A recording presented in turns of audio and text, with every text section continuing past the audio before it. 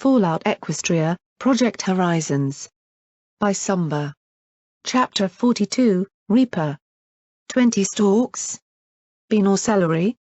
The life of a caravaner must be one not that different from that of a security mare, long periods of boredom, tedious but preferred, punctuated by moments of intense excitement that you'd really rather didn't happen. They probably had experienced eyes used to picking out all sorts of threats and had seen more in their travels than I could imagine. Nevertheless, I had a hunch that the image of me tearing down the road straight at them was something of an alarming situation. They shouted and brandished guns in hasty warning before I leapt and sailed right over one of their pack Brahmin. "Whoa," muttered one head. "Dude," agreed the other. I landed, slid to a halt, and spotted the one who was in charge. At least, I thought he was in charge. He had the hat of a pony in charge. I darted right up to him as he backed away into the side of the Brahmin. I grinned nice and friendly and nice. "Hi. Are you the pony in charge, 'cause I need to buy some gems?" "Yes sirree, any and all gems you have on your person." "And cans of cram?" "Yes sir, I crave me some cram." "Come on, you are a trader, right?" "I need to trade. I need to trade right now. Get off me you mule-brained idiot." The pony in the fancy I'm in charge hat said as he shoved me away. The Blue Earth pony buck snorted, "What is wrong with you, racing up like that? You're lucky we didn't plug you full of holes." I'd reached the interchange between the Manhattan Highway and the Sunset Highway, standing on the overpass. To the west, I could barely make out a lot of black dots. That was funny. Very funny, and I laughed to show just how funny it was. Holes? Holes. Ha ha ha. I laughed as I turned to the side to show where a few lucky armor-piercing AM rounds had caught me since I'd started my run. He gaped at the punctures punching straight through my metal hind legs. I hadn't realized there'd been almost 20 seekers set to raid the hospital until I'd darted through their lines. Now I had 20 unhappy and very well-armed ponies after me. Oh, I'm so holy, I'm the saint of the wasteland. You bet. Now. I bucked 2 suits of combat armor off the bundle on my back. "I will trade you these for every last gemstone, can of cram, and bit of scrap metal you have there, my good sir." He looked at me warily and took a step back. "Come on, the joke wasn't that bad." "Whoa, boss, that is some good surplus gear," one of the ponies said as she trotted up. "Cram. Gems. Scrap metal. Chop chop," I said, smacking one hoof against the other. Then I grinned. "Oh, and you might want to hurry." "I know I do." I got a whole mob of very well-armed ponies after me. It didn't take long after that for me to clean him out of a dozen hunks of scrap metal, a small collection of mismatched gemstones, and 8 cans of cram. He also threw in a heap of caps that didn't begin to cover the value of those 2 suits, but that didn't matter. I chowed down on the metal and the cans right in front of them, and the whole caravan started talking about how it'd be smart to get moving south towards Megamart immediately. If we run into our mob anytime soon, I'll be sure to send them towards Withers. Maybe the boneyard ghouls can eat them, the Blue Stallion said as he packed away the armor. Certainly a major score for him. Then he saw me frantically ingesting the can without even eating the contents first, and from the worried look on his face, I was fairly sure he wasn't going to be telling any pony about this meeting, period. Who'd believe him? I chewed up the metal and meat stuff all at once and popped in a ruby for good measure as I turned and trotted away, leaving the stunned caravan pony to process what he'd just seen. Now that I'd led the Harbingers well away from the medical center, I could take it a little easier. They'd have to find out which way I went from the overpass, so I cantered to the east at a fair clip rather than an all-out gallop, worrying less about the ponies behind me and more about what might be in front of me.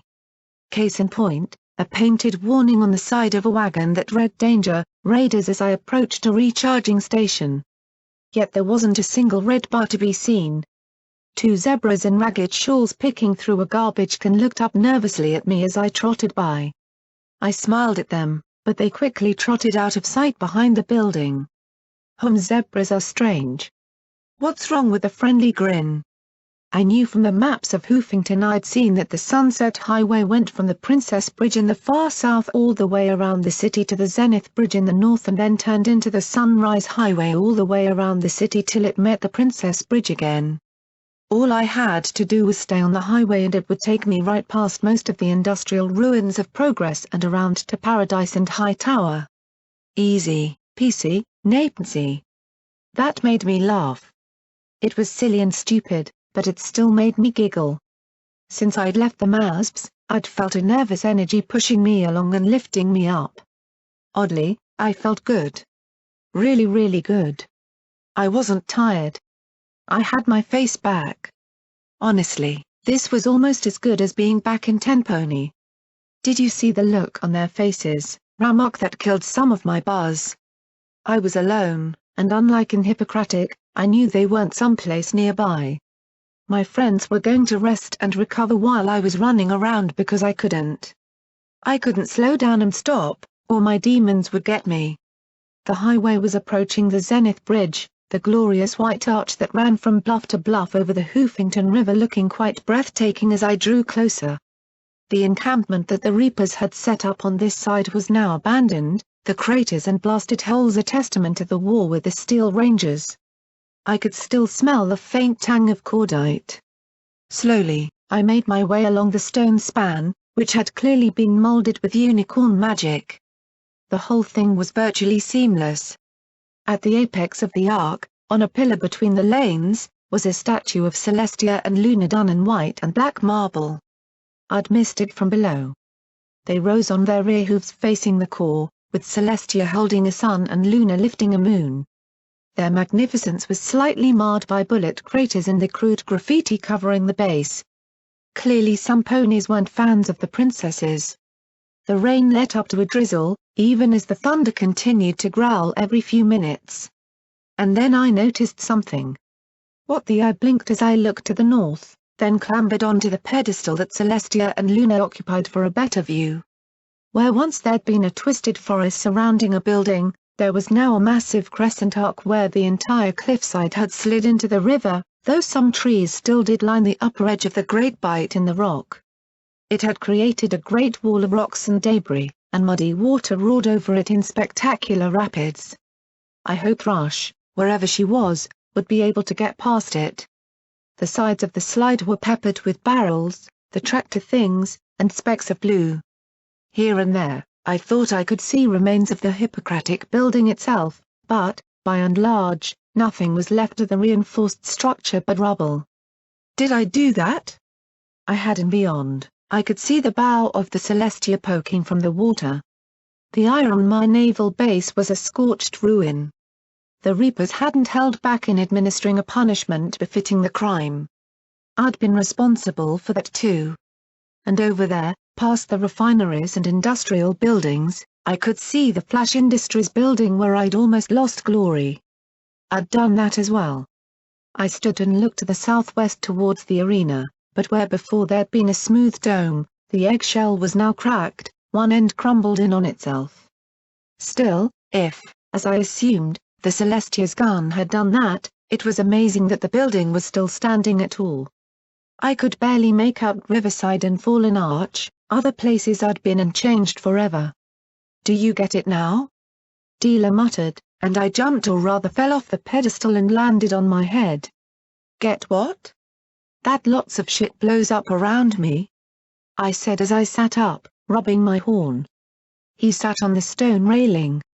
Normally, I'd be worried, but I doubted that a hallucination or whatever was in much danger of falling. I pulled out a minty emerald and tossed it in my mouth, enjoying the tingle of energy. Figured that out a long, long time ago, I murmured. No. That you're responsible for all this, he replied over the gusty wind and hiss of rain on the bridge. I folded my forehooves on the rail next to him, looking out at the core. I could see the floating platform of flotsam down there. It's your job to officially rain on my parade, isn't it? I feel remotely good for 2 seconds, and then bam, here you are with something cryptic to say just to make me feel bad. From the pattering from the skies, he was getting some help with that. I sighed and looked down at the foamy brown water below. I know it's my fault. I didn't say that it was your fault.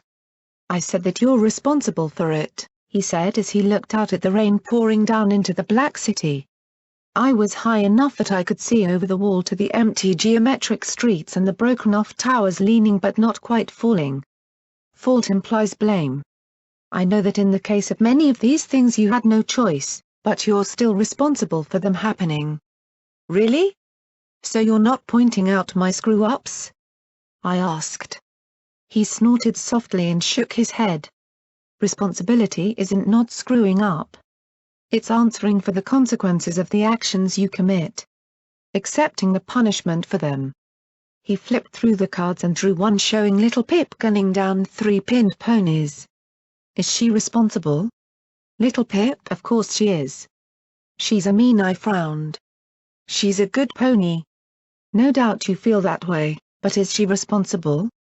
Ultimately, who does she answer to? Who punishes her for her misdeeds? He snorted and tossed the card into the void. How about her? He asked, showing me Homage. Who does she answer to when her comments inspire some stable mare to throw herself into a meat grinder? The grey unicorn's card went tumbling away. How about P21? He asked as he showed me a card of my friend. Who does he answer to? Me, I replied firmly. P21 answered to me when his problem became too much for him to deal with. Homage must answer to Semepony in Tenpony or the Twilight Society. And if Homage is right and Little Pip has gone completely nuts, Semepony will put her down or stop her. Her friends, I'll do it myself if I have to and I'm still around. That was easy to say, though. Just words. Really? How generous of you. And here I thought you weren't an executioner, he said, showing the image of the Harbinger in the gravel pit with half her face blown off. Then it went swirling down as well. And what about you, Blackjack? He asked as he drew a card and showed me myself. Who do you answer to? You? I guessed. He snorted. I'm Nopony. You don't answer to me. He sighed and tapped the deck against the rail. The ministry mares didn't understand either. Some ponies once told me that, years and years before the war, Pinky had to babysit 2 young foals. She said that she was ready to handle the responsibility, but she didn't understand that it was more than making sure that the kids were fed and their diapers were changed. She ended up working things out, but had she failed, she'd have had to answer to the parents. He turned and looked up at the statue of Luna. Tell me, Blackjack, who did the ministry mares answer to? Luna, of course, I said, but I frowned. Something about that felt lacking. Really? You've dug through the OIA's dirty laundry. You know what was going on, and trust me, there was even more happening that wasn't secret. So where was Luna saying sorry, time out, not doing that? When did the princess put on the brakes? Alicorns. Megaspals. Cyber ponies. Not one call from Luna trying to rein them in before the bombs dropped. That means that either she was the most sheltered and incompetent ruler in history, or that everything that the ministries and OIA did was with her official approval. Except for Gardens of Equestria and Project Horizons. 2 things that Luna hadn't approved. Twilight Sparkle and Goldenblood pulling something that Luna hadn't okayed. I thought back to Farrat's files. Luna must have had a good reason. She was the ruler of Equestria. Really? Well then, Blackjack, who did Luna have to answer to? He asked as he looked at me, and I just stared at him. In the end, we all have to be held responsible, he continued, looked up at the statue. Hate to break this to you, I said, but Luna and Celestia are dead. Goldenblood might be dead. The ministry mares are all gone. Every pony you want to hold responsible was punished 2 centuries ago. They're dead and gone. Everything is. But he looked at me for a long moment, then simply turned and looked out at the valley and the black towers of the core. Not everything, Blackjack. The corpse remains. And if it remains, It can be held responsible, he said. You want to hold Luna's corpse responsible? I asked with a shaky, uncertain smile. Sure. Go ahead. Blame a pile of bones, if you want. Not just Luna or Celestia, he said in a low, dangerous voice. Then who? I blinked, but he just stared out into the rain with hard eyes as his hooves shuffled the cards before him. At that very moment, I became preoccupied by the bite of a bullet into the armor plate of my rump. I looked right towards the O, wasn't that a whole lot of red?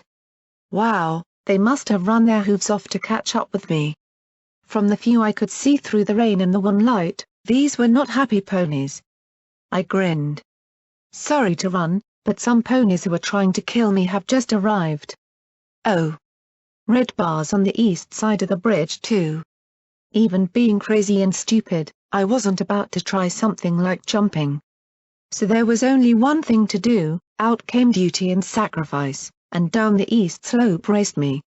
A half dozen or so harbingers were in the empty Steel Ranger encampment and were just starting to move out onto the highway. Coming through. I cried out in glee over the rain, not caring whether they could hear me or not. Unfortunately, they had other ideas and started bringing their guns out. I spotted an Earth Pony stallion swinging an anti-machine rifle on his battle saddle towards me as they yelled and tried to get pointed in my direction. I dove onto my side, sliding on the water-covered asphalt with my metal legs folded in front of me, and crashed into him with a snapping of bone. As he screamed, I twisted and rolled on my back and threw my forelegs wide to brace myself. My rear legs pistoned into his gut as he started to collapse, turning his cries into a cut-off squeak. I shoved him to the side to curl up fetally as I rolled to my hooves. The others opened up, shooting wildly. They might have the guns, but the 5mm rounds had to pass through my armor and my synthetic parts to hit something vital. I wasn't about to make that easy for them, and I slammed into the nearest, who sprayed wildly as she turned towards me, and hooked my hooves on the chattering carbine attached to her battle saddle. Heaving, I pivoted her around till she was pointed in the direction I needed. She had her teeth locked on the bit as she glared at me over her shoulder and sprayed down her fellow harbingers with her gunfire. I don't think she realized that she should stop shooting when her guns were pointed at her allies. Friends. Heck, did harbingers even like each other? They might have had nice armor, but they had far less resilient vitals beneath it. After a few hits, most went down wailing and crying and curling up like the kick stallion. Give up the key to the core. She screeched, or I'll pluck it from your fucking corpse. Damn, and here I was hoping I could convince you to leave me be though my goodness, I said as I shoved her away. Don't turn. Don't, but she was turning. It'd take her 2 seconds to wheel around. 2 seconds to begin to shoot me if I just stood there. Fuck, I muttered and jumped into us ATS. 2 shots triggered and duty and sacrifice blasted right through the chest plate of her armor. She flopped down into the rain, rapidly cooling meat. I don't want to kill you idiots. I yelled at the still alive ponies lying and groaning on the bridge as the thunder growled overhead. Leave me alone and stay out of my way. I doubted that they'd listen. But maybe one would. Maybe that would be a pony I wouldn't leave dead on the bloody road. As the rest of the small army swarmed over the crest of the bridge, I turned, holstered my guns, and tore off down the road as fast as my hooves could carry me. I made it about 3 miles before I had to stop and take cover, choosing some kind of large, 2- or 3-story industrial building that had all the aesthetics of a cinder block. A row of busted-out windows near the roof ran the length of the north wall and elevated pipes of all sorts spread out from it to adjacent buildings, but beyond that it was bare, water-streaked concrete. Breaking in was as easy as walking through the broken doors of the tiny, gutted office space.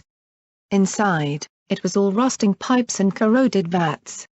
Lots of hunks of derelict machinery and potential little hidey holes everywhere I looked. Still, no red bars that I could see yet. This looked as good a place as any to seek shelter. Regeneration in synthetics might mean that I didn't have to rest for hours on end, but I did need a breather to let my holes close up. I sat in the rusty vault and chowed down on scrap metal and cram. Rain poured through from the countless pipes and the holes in the roof, but there was more than just water swirling around. Drums of chemicals were piled where they had fallen, their contents leaking out and mixing with the rain on the floor.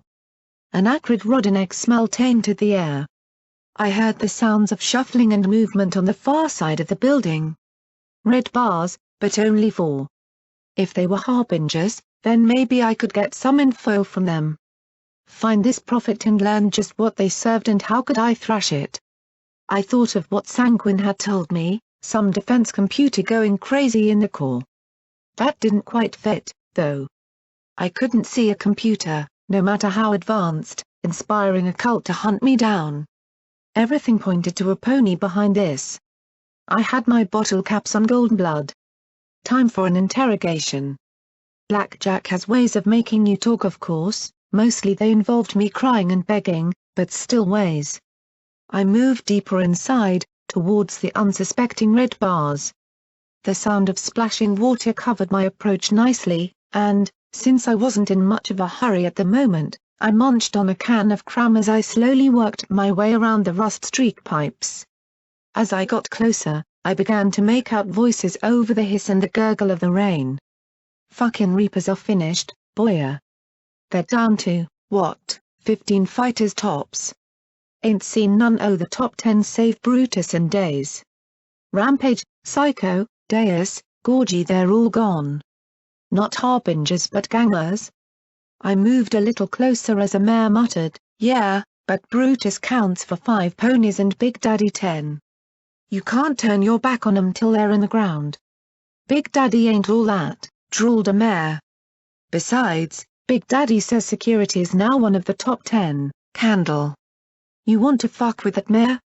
The first mare asked. She's one pony cyclone. Crazier than Fluttershy. She trashed our headquarters and stomped Diamond Flash good, dropped a fucking floor on her. That wasn't quite how I remembered it. Still. The first buck snickered, oh, I'll believe that when I see it for my own eyes, girl. Security turned him down flat the first time, and I hear that she had her own beef with the Reapers.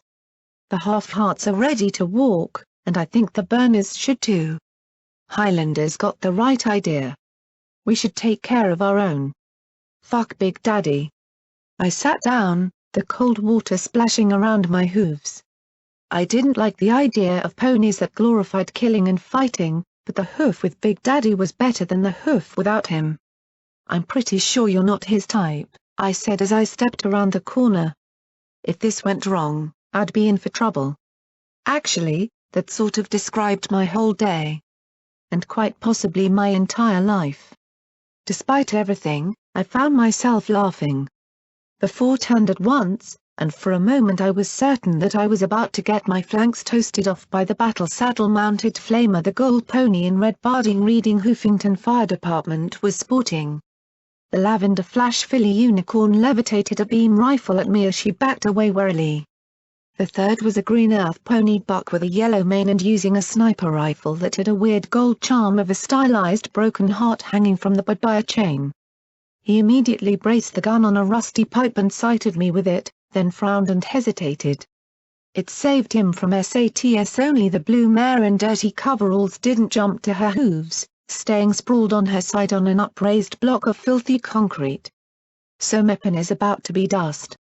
The purple unicorn said with a grin. Then she took a second look at me, and the look on her face slowly faded as I gave them a grin of my own, the grin of a pony on the cusp of a bloody killing spree. Right now, that look was easy for me. What the fuck are you smiling at? The ghoul with the flamer leaned over and stared at the filly that Lacuna had painted on my flank. She's got a crusader's mark and that tiny horn. Oh shit, I stared right at the ghoul, and a target appeared right between his eyes. He blinked. Funny, his eyes weren't cloudy. I'd never seen a ghoul with eyes like that. It's security. Oh, we are so boned. Tiny horn? I said in acidic tones as I looked at him, then around at the others. The 3 stared at me nervously. Since you know me, why don't you introduce yourselves? I'm Candlewick, "With the burner boys," the pony with the flamer said as he nodded to the weapon on his side. "These are Dazzle and Busted Heart. Flash fillies and half-hearts?" I guessed. Busted Heart nodded and said in a low, somber voice, "May your tears always fall clear." Okay. I really didn't know what their deal was. I mean, Burner Boys was pretty self-explanatory. Flash fillies made sense when you saw the beam weapons. But half-hearts? The lavender unicorn with some sort of glitter in her pink mane looked at the remaining pony. "And she's blueble." Something about the looks the three shared made me wonder. The reclining sky blue earth pony slowly rocked up, then grinned as she trotted towards me with lazy strides. The three watched her approach and backed away with smirks of anticipation. "Ya know, my mama's tits are bigger than that there bump on your noggin," she drawled as her darker eyes looked at me in scorn. The other three were looking from her to me, clearly unsure of which of us to back. I thought of trying to appeal to the other three, finding some way to convince her to back down without killing her. I didn't see much promise in that, though. Worse, if they were seeing me as a Reaper and I failed to impress, well, I doubted I'd enjoy immunity from the gangs. I had one group trying to kill me. I really didn't, 4 others against me too. "You're a Highlander, right?" I asked. The stallion with the rifle in his hooves whistled a strange little twangy tune with a smirk. The mare just gave him a look, and his little tune became more wandering as he looked away quickly. She replied. She was one hell of an earth pony. Dirty, but not gaunt or filthy. I doubted her mane had ever been acquainted with soap before. Her cutie mark was a cute cluster of 3 tiny blue flowers. I hadn't seen any like them before. Her eyes looked over my gear and barding, lingering on the weapons strapped across my back. Then she spat right in my face. "Pussy," she said as her eyes narrowed. Okay. This wasn't going to go well. I wiped the spit off my cheek. "Hi, Bluebell. I just want you to know I have no wish to fight you," I said, and with those words lost every last bit of respect possible. She rolled her eyes, snorted, and started to turn away. And then I smashed my metal foreleg upside her head. I'd envisioned a simple physical chastisement followed by hauling her in line and the other 3 with her. That involved my sucker punch knocking the fight out of her. I didn't knock the fight out of her. In fact, I did so little knocking that I might as well have patted her dirty mane. She looked me right in the eyes and smiled. "Oh Nelly, time for a ride." The mare wrapped her forelegs around my neck and powered forward with a shriek of glee, shouting, "Let's wrestle." She might as well have been playing Let's Snap Blackjack in half as she forced me back, trying to overbear me. Damn, she was strong. Rampage strong. And so I wrapped my forelegs around her neck and up we went on our hind legs and she crushed and twisted against me. I felt my joints grind and whir as they struggled to keep me upright. The foul water splashed and surged around my hooves. Our bodies slammed into a thick rusty pipe and it boomed like a gong. The fact was that she was stronger than me, even with my mechanical limbs. It was like wrestling Daisy back in security training. The mare would just use her size and strength to crush me to the mat, then bash my skull, and there was one other disadvantage too, Bluebell was a biter. She snapped at my neck, trying to grab my ear as we danced about on our hind legs. She might be stronger, but I had one trick she didn't. I popped out my fingers and grabbed her mane as tight as I could. She squealed, but jerked around even more as she struggled to knock me off my hooves. I just had to wait for that. She lunged to one side, and instead of fighting her power I pivoted along with her and twisted my hooves around her neck. It didn't take much, and she overbalanced and flipped onto her back, thrashing in the filthy water. I completed the turn to the side and came down on top of her, straddling her belly as her legs kicked wildly into the air. I got my forelegs inside hers as I sat atop her and clamped down my fingers on her skull, forcing it beneath the water. She fought wildly, but I kept my head low and made sure she couldn't clip it with her forehooves as she bucked underneath me. She found one finger and bit hard on it, but she didn't have metal softening talismans built into her mouth like I did. For a second there I was almost sure I'd won, and then her body gave a tremendous heave beneath me and knocked me off balance.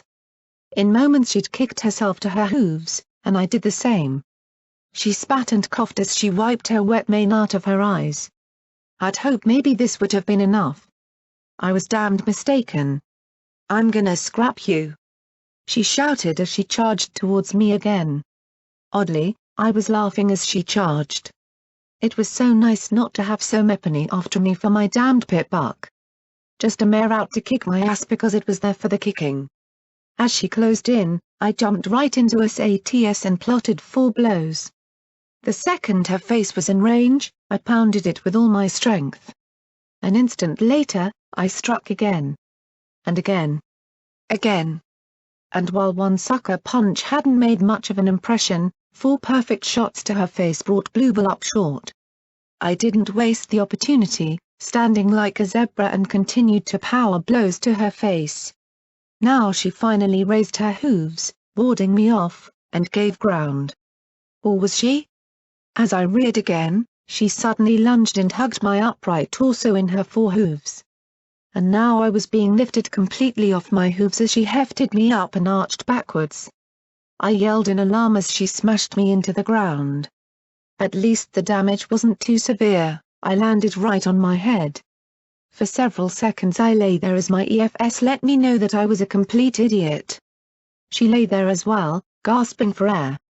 Then I couldn't help it, I started to laugh again.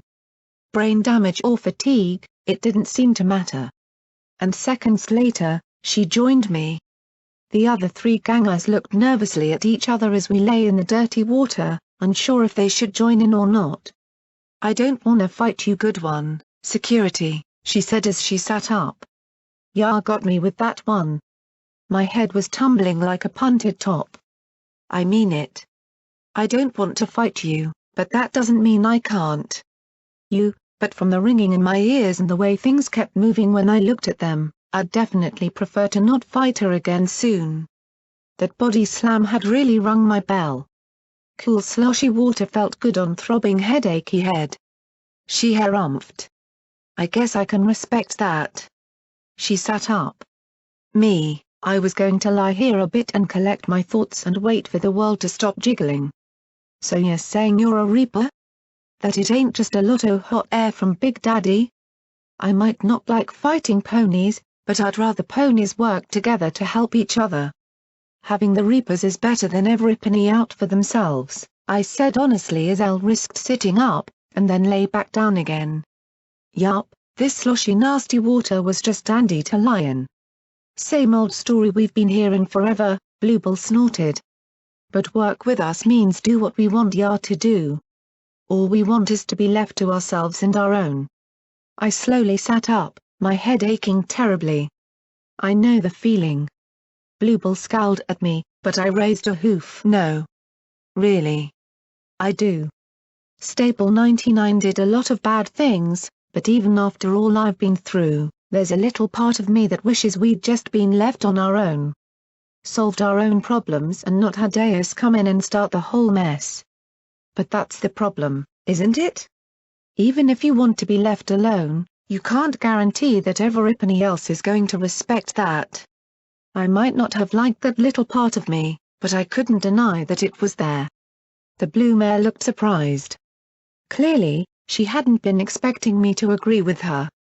"Yup. So when a fella like Big Daddy comes along saying we gotta follow his rules, tain't exactly a new tune. He might be the first, last, and only buck ta'll go hoof to hoof with mama, but that still don't mean we like following any pony." "I can understand that," I said as I closed my eyes. "Well, I don't know what else I can say. These Harbinger ponies, though, if they get their hooves on the core and save the wasteland, do you think they'll leave you alone?" "Why wouldn't they? We don't want nothing to do with the core," she said with a snort. "They got one of them their priests out saying that, so long as we give them your head, they'll leave us be." "Ah. Great. More ponies after my head. And do you really believe that? Do you think that if they actually do get into the core, they'll just ignore you forever?" She just frowned, then snorted with a shake of her head, It don't matter what I think. Matters what Mama thinks. She looked at me speculatively, then shook the water off her coat. Rubbing her nose, she finally said, "Tell you what.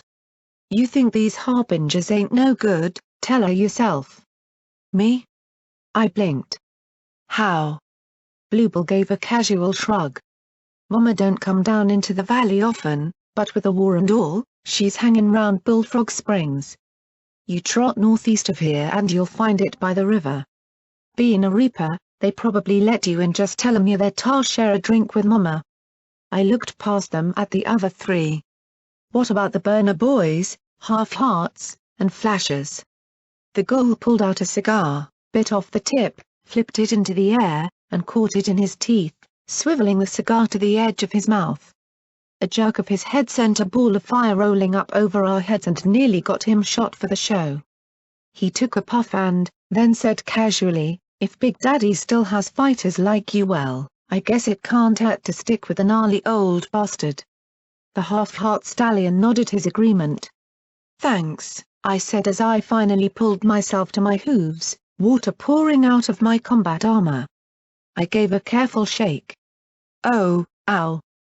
Bad movement with a skull fracture. Oh, I feel like Dea's skull fucked me with his guns." Candlewick chuckled and put his hoof on my rump. "Hey, so my penny shoulder told him your other end is more fun." A shock ran up my spine from the simple contact, my nerves thrumming like a charged wire. For one moment, I had limbs of flesh and blood. I had a heart that thundered in my ears. Lungs that gasped for breath as my throat was choked. My nethers strained and burned and ached from the force of what had occurred just a week ago. It took every ounce of restraint left in me not to kill Candlewick right there. "Don't," I said in a voice so strained it thrummed. Even when he did remove his hoof, I was still there on the seahorse. Still hurting. A little souvenir I'd carry forever. Or, come on, security. Let me light your fire.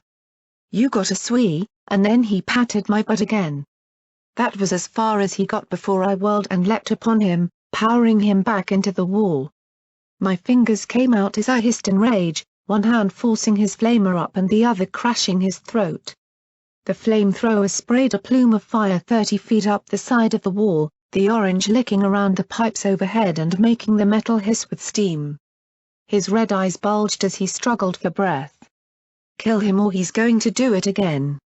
Kill him or he'll hurt you. Crush him and you can crush the pain." My brain hummed like a high-tension wire as I stared into his scarred and mottled face. I ignored Fluttershy and her plea. I could be kind when I thought I was going to die. Right now, my kindness was tapped out. But I had plenty of rage. I was going to rip his head clean off. The green stallion and the unicorn mare were trying to pull my metallic hands off his throat. I looked at Dazzle, jumped into SATS, and targeted 3 magic bullets. Then I felt a sensation like an ice pick through my skull as the spell fizzled badly. I felt the sickening crunch all over again. "I won't let you fuck me again. I won't." I hissed at her, even though it made no sense. Her eyes widened in shock. Then the mare said softly into my ear, "He's not one of the ones that plowed you." I looked over my shoulder at Dazzle as she struggled to pull my robofingers away and saw the shared look of pain in her eyes. I was about to kill a pony who, while he might be bad, certainly hadn't done what had hurt me so much. A part of me didn't care. A part of me wanted him dead. He had touched me back there. He had made me remember it. Made me feel it again. I should rip off his undead head and... Wait. Ghouls didn't choke, right? I released his throat, and he coughed and struggled for breath. The flamer cut off and I released it as well, the wall and ceiling above us still burning from the sticky flamer fuel. My fingers were blackened, the tips glowing cherry red. I hadn't even noticed for once, I didn't feel anything at all. As I backed away, he collapsed in a heap and just concentrated on breathing. He wasn't a ghoul, just a pony who'd somehow been burned badly enough to look like one. I dropped back onto all fours, my hoof hissing as it was quenched in the water. I turned and looked at Dazzle. I felt ashamed and dirty. Like I really had killed him rather than simply attacked him. Worse, a part of me still growled to finish him off. It wasn't like the dealer. This was inside me. Something I couldn't escape. Something that was getting stronger and harder to control. "You okay, Candlewick?" I asked as he sprawled there. "Oh, fine," he rasped. "Just breathing." "That's quite a fine thing." "I get it now, no touchy." "Yeah. No touchy," Dazzle agreed. Busted Heart wasn't watching, though. He looked out at the dark maze of dripping pipes and rusting vats and barrels and said firmly, "You hear that?" I looked around. I didn't hear it, but I could definitely see it, red bars. I supposed a flamer going off and lighting up the inside of a building would attract some attention. Crap. Seekers. I couldn't make an accurate count as the bars kept moving, but I assumed it was a lot. "Does this place have a back door?" "They're only after me. If I run, they shouldn't." "Run?" Bluebell looked at me like I'd said a dirty word. "You're joking, right?" And here I was just starting to get bored. I looked at the four of them, then at the red bars. The many, many red bars. "You're sure?" Candlewick clicked something on the flamer several times. Then there was a soft pwoo as a tiny blue flame reignited over the muzzle. He picked up his soggy cigar and sighed before he tossed it over his shoulder. "Well, my cigar's toast, so I need to smoke something." Then he grinned. "Besides, these assholes are trotting all over our turf like they own it." The Lavender Mare nodded her agreement. "We'll show these harbingers that they got to show the gangs proper respect." Busted Heart simply shrugged. "Alive or dead, no difference to me." "Well, it is to me," I replied. "Don't kill them if they run." Once again, I got that Blackjack is saying crazy things. Look. I mean it. If they run, let them. Please, please run. There was the bang of a door opening. "She's got to be in here somewhere." "Find her," snapped a stallion. I nodded towards the catwalks above, and Dazzle and Busted Heart immediately made their way to the stairs up. Being that this was a factory of some kind, there were, of course, catwalks. Having those two up there would be some decent precision support. That left me, Candlewick, and Bluebell down below. There were all sorts of entrances to the building. We couldn't bottleneck them into any one. I didn't even know the layout of the place. This was going to be up close and messy. I drew the sword, taking a moment to marvel at its edge. Even after all this time, it still wasn't weakened or damaged in the slightest. Then I drew Vigilance and loaded it with armor-piercing rounds.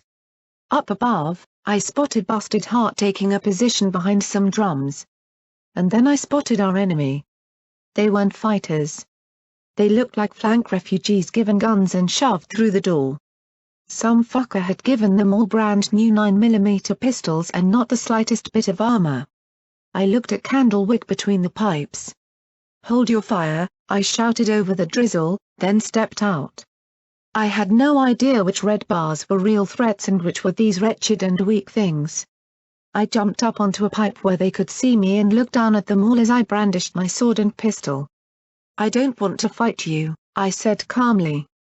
We have to kill you." "We have to or we won't get into the city," a unicorn said, then peeked over her shoulder. "And I don't think they'll let us out of here alive if you are." "Sucks to be you," Candlewick said with a grin from behind me. "Throw down your weapons and find a way out of the other side of the building." I tried to do all I could to will them to give up. The dirty brown unicorn mare met my gaze and tossed her gun away. A few seconds later, the rest did as well. Instantly, a whole lot of bars went from red to blue. And funny, why would there a whole lot of red bars behind a section of solid wall? As the fodder ran back behind us, I pointed at the wall and ducked behind some pipes. The explosion blew out a 10-foot hole in the wall, and before the dust settled, a half-dozen ponies in combat armor stormed through. Unlike before, these ponies seemed to know what they were doing as they rushed in intent on blowing my head off. Then a column of burning flamer fuel gave them something else to worry about. I'd never really heard a pony scream quite like that as they scattered and some tried to put themselves out in the water covering the floor. The chemicals floating on top ignited in eerie pools of blue and green flame. I didn't hesitate to fire now. A bullet was a greater mercy than burning to death. Busted Heart seemed to be of the same sentiment. One managed to get clear only for Bluebell to pleback her back into the blazing flame.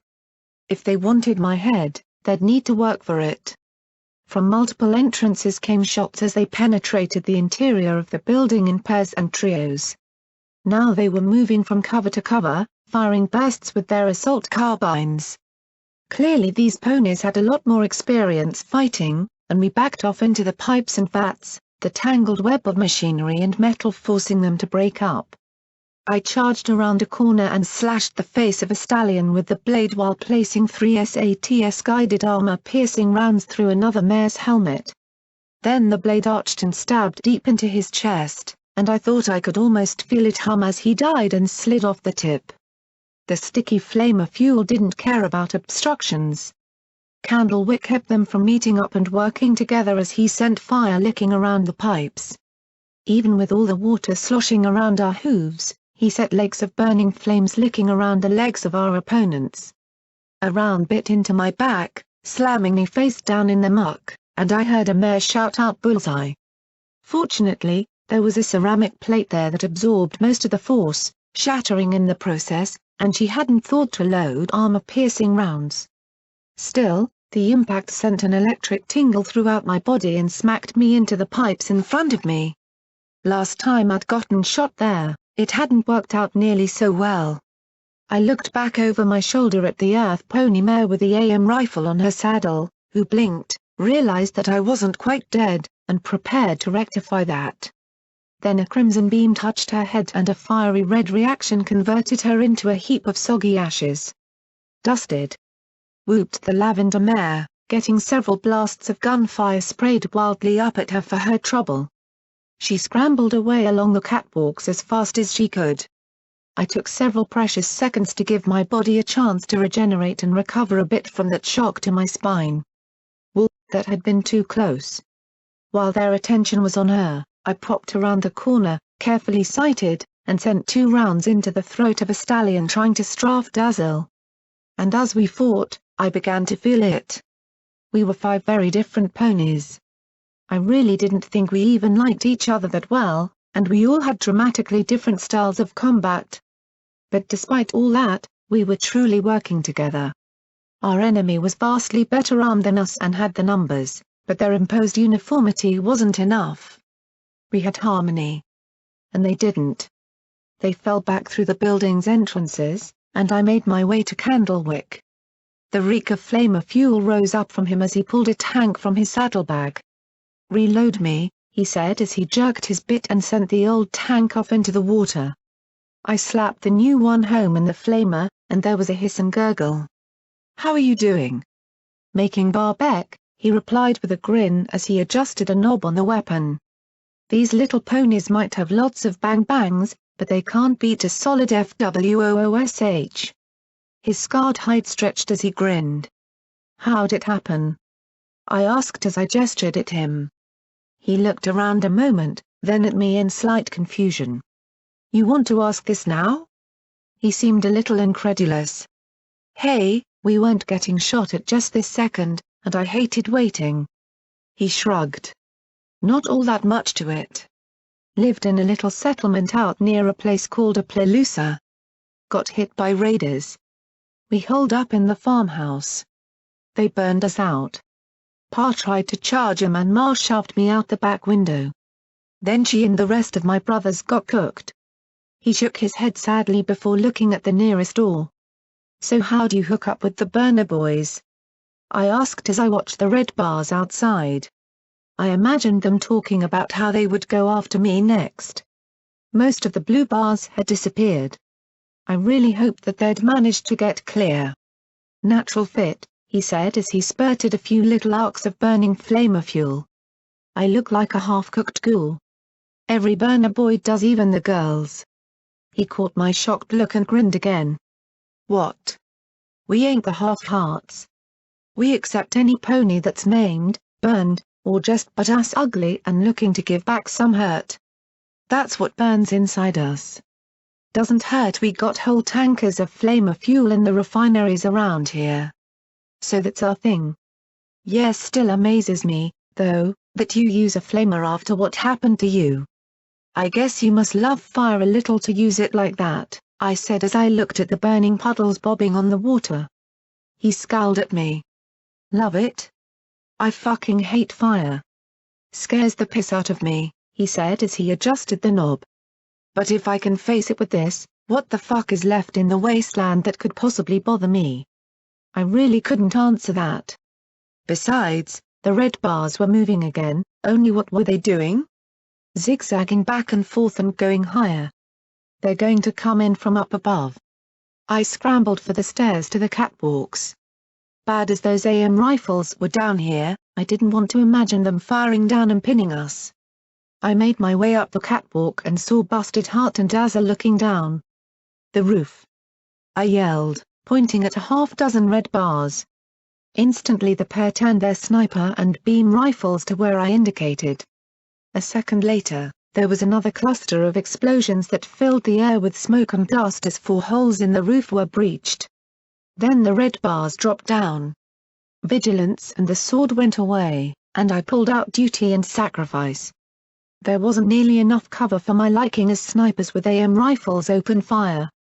At the moment they were firing blind, but the smoke was clearing fast from the rain pouring in. If these ponies ever got their hooves on some pit bucks, then I'd really be scared. The sniper rifle tittered repeatedly, barely audible over the crack of the beam rifle. I fired in unison at the red bars and was rewarded by the sight of a pony in combat armor tumbling down into the pipes below. More were coming in from down there. I could only hope that Candlewick and Bluebell were up to taking them out. When the smoke cleared enough, I saw the unicorns turning their rifles towards us and unloading with heavy fire.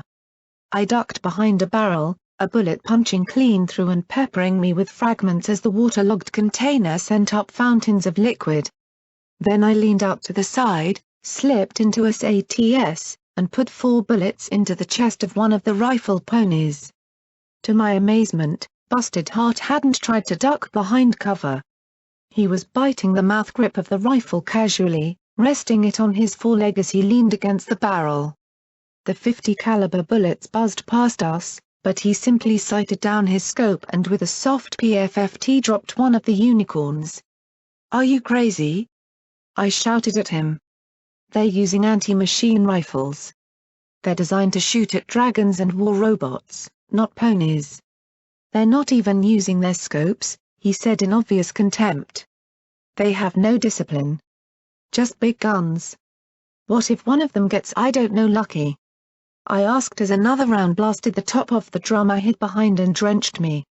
He didn't move in the slightest as he sighted again and calmly fired another shot. "Then they kill me, and I've lost nothing. If I kill them, they lose everything." I popped up and, using SATS, put 4 more of the massive bullets into one of the unicorns. "Except that if they kill you, you're dead." He didn't blink or look away. "In the fullness of time, we are all dead." A bullet glanced off my helmet, sending me staggering sideways for a moment. "Okay, Blackjack. Maybe this really wasn't a good time to find out about the half-hearts." I stared at Dazzle, but the unicorn simply shrugged. Apparently, this wasn't all that unusual, however incomprehensible it might be. The 3 of us focused our fire on the remaining unicorns with their heavy rifles. Smaller caliber bullets sparked and chewed around my hooves, fired from below, but a brutal minute later, the fighting was done. We'd killed the ones that had dropped down, and the ones below had pulled back again. Damn, how many were there? According to my EFS, the answer was lots. The Harbingers had no lack of recruits. They could just keep throwing ponies at me till one of them got lucky. I pressed my head against the cool metal rail, letting a stream of water patter down on my it. It felt nice. My head was aching and I felt wrong. Not pain so much as something else. I felt a hoof on my shoulder, and I looked up at Glory. No. Not Glory. I blinked my eyes and looked at the lavender unicorn. Hey, you okay? Yeah. Yeah, I'm good. It was a lie, and she knew it, but she nodded and wiped her wet pink mane out of her eyes. I frowned up at her. How do you know I mean what happened to me? Been there. Done that, she replied as she ejected the spent battery and tossed it away. Most flashes have or something like that. Really? I asked as I shook the spent brass from duty and sacrifice. Oh sure. Plowed hard or beaten, or both. It happens. If they don't want it to happen again, they join the flashes, she said as she slipped a fresh power source into the beam rifle and closed the breech. My own father plowed me, then sold me. She gave a little mirthless smile. I was originally from Fallen Arch. I remembered the look on the mare's face before she'd blown into pieces before my eyes. Yeah. I heard you finally took it out. A lot of flashes were glad you did. We'd been planning a stomp sometime after the war settled down, but you beat us to it, she said, giving a little half-smile. And before you start apologizing, don't. I wish that my mum and sister had gotten out of there, but that doesn't matter. What matters is that finally so Mepany stopped it. I might wish we got the chance ourselves, but it's better this way. And I know my mum and little sister are happier for it. But what about the whole you keeping male slaves for breeding? How is that any different? I asked with a little frown, and she snorted. Why do people keep spreading those stupid sex slave stories? Honestly. Dazzle huffed. We don't. We keep a few males around that we know won't hurt us. A few others we take for a fling and let them go. A few years back we had a stomp with the long saddles. Absorbed most of their mares, and, as a joke, enslaved their stallions for a few weeks. And then gelded some of them afterwards. Busted Heart kept his eyes on the holes in the roof, but Dazzle flushed. Sold the rest to the society. Yeah, well, some of them deserved it. Anyway, we got rid of most of the males. Lot of them joined the burners, and there's been bad blood ever since. Dazzle looked at the half-heart. Anyway, I wouldn't say flashes would never ride a buck, but we don't plow 'em like they did us. We're the best chance for a mare on her own. True, Turnip hadn't exactly been a bloody and bruised mess when we'd saved him. But the rest of what I'd seen and heard at Flash Industries made me think that Dazzle's description might be a bit more rosy than the truth. I thought of roses and thorn. Would she have eventually sought solace with the Flashes? I like to imagine her turning over a new life in Chapel, but could she have made it a home? Or would she have reverted to slaving soon as I left her behind? Or become a slave herself again? As horrible as what happened to the mare and her child had been, I couldn't imagine a whole lot of other options for her. I saw Dazzle looking at me curiously. I got plowed when I was in a bad way. After blowing up the Celestia, I was trying to protect a filly from my stable from getting hurt too. So I kept them on me. And they were more than happy to. My friends got back before they were able to kill me off, but it was bad. Really bad. Damn, she murmured, shaking her head. Well, I never would have thought security went through things like that. Guess it can happen to any mare at the wrong time and place. It can happen to any pony, I wanted to say. Then she snorted. I still can't believe you dropped a building on Diamond Flash, though. I didn't. Something took over and used the beams in her room and well sliced the floor to pieces. I just happened to be there, I said with a sheepish little smile. Actually, she got vaporized before the floor even fell. Seriously? I'm going to have to smack Strobe upside her head. She told me she watched you drop it on her. Liar. She snorted and stood. Well, with all the fighting going on, we evacuated to the wings. Warehouse and offices were just fine, so we moved there. Could have been a lot worse. She snickered softly. And you glued Lightstick's hooves to the floor. Priceless. I joined her laughter. 2 weeks ago, the fillies had been trying to kill me. Now she was laughing about the time I attacked her base. It seemed a touch surreal. Would I someday be laughing like this with some member of the Harbingers or the Enclave? I didn't know if that was something for me to look forward to or not. Funny as this is, shouldn't we be keeping an eye out for their next attack? Busted Heart asked. Dazzle gave a sour little frown that the taciturn Buck ignored. My EFS, however, didn't see them massing anywhere. They were all spread out around us in a half-circle. We needed an actual view outside. I looked at the holes that the Harbingers had blown in the roof. Want to boost up there so you can see what you can see? He gave a single nod. I stood beneath the hole and let him clamber onto my back.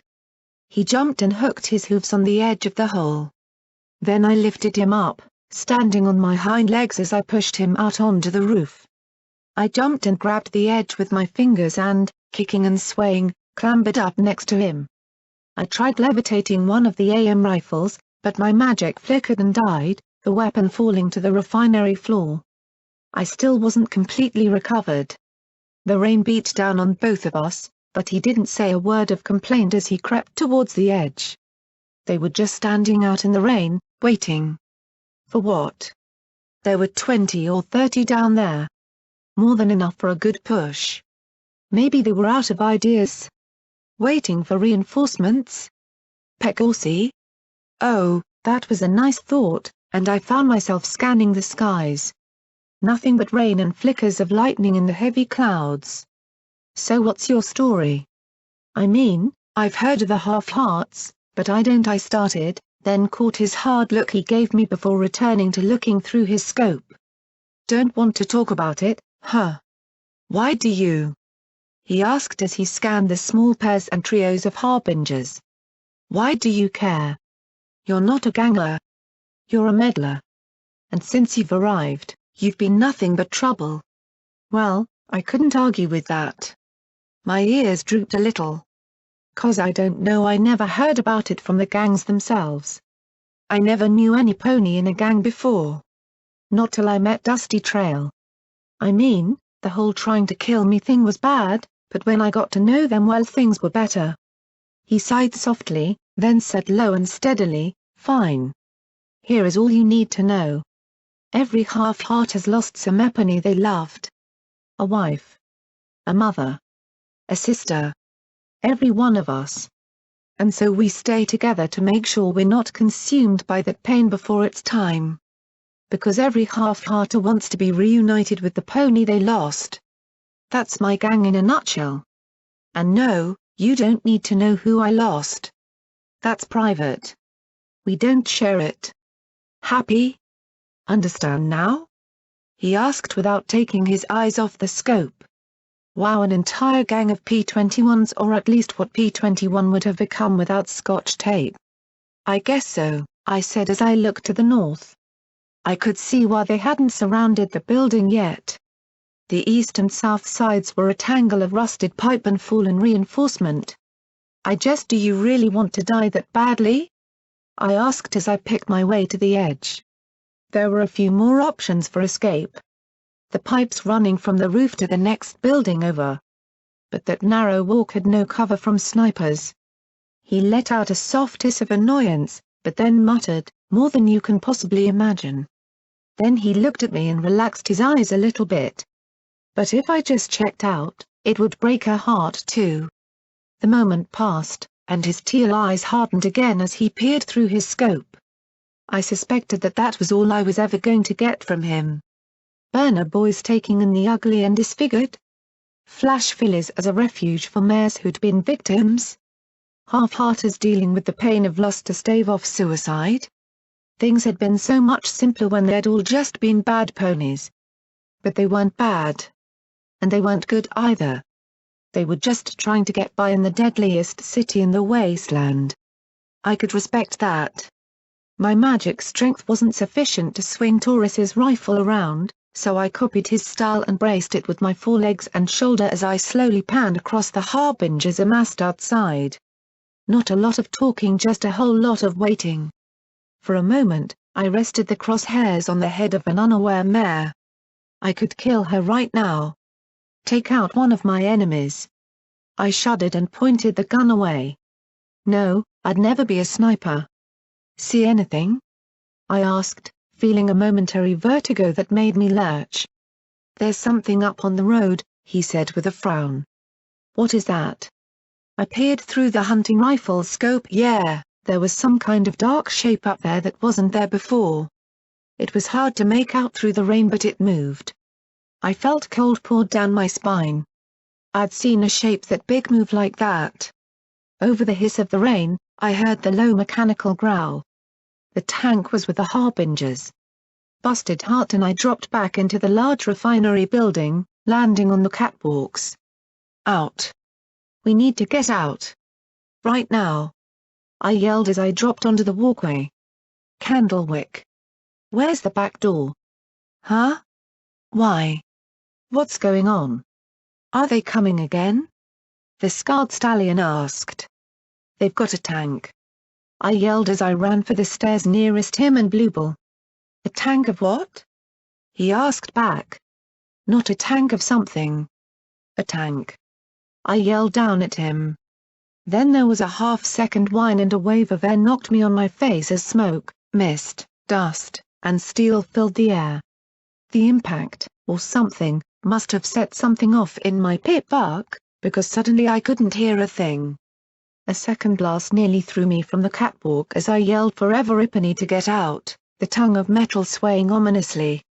I smacked the leg containing my pit buck against the walkway to try and fix my hearing.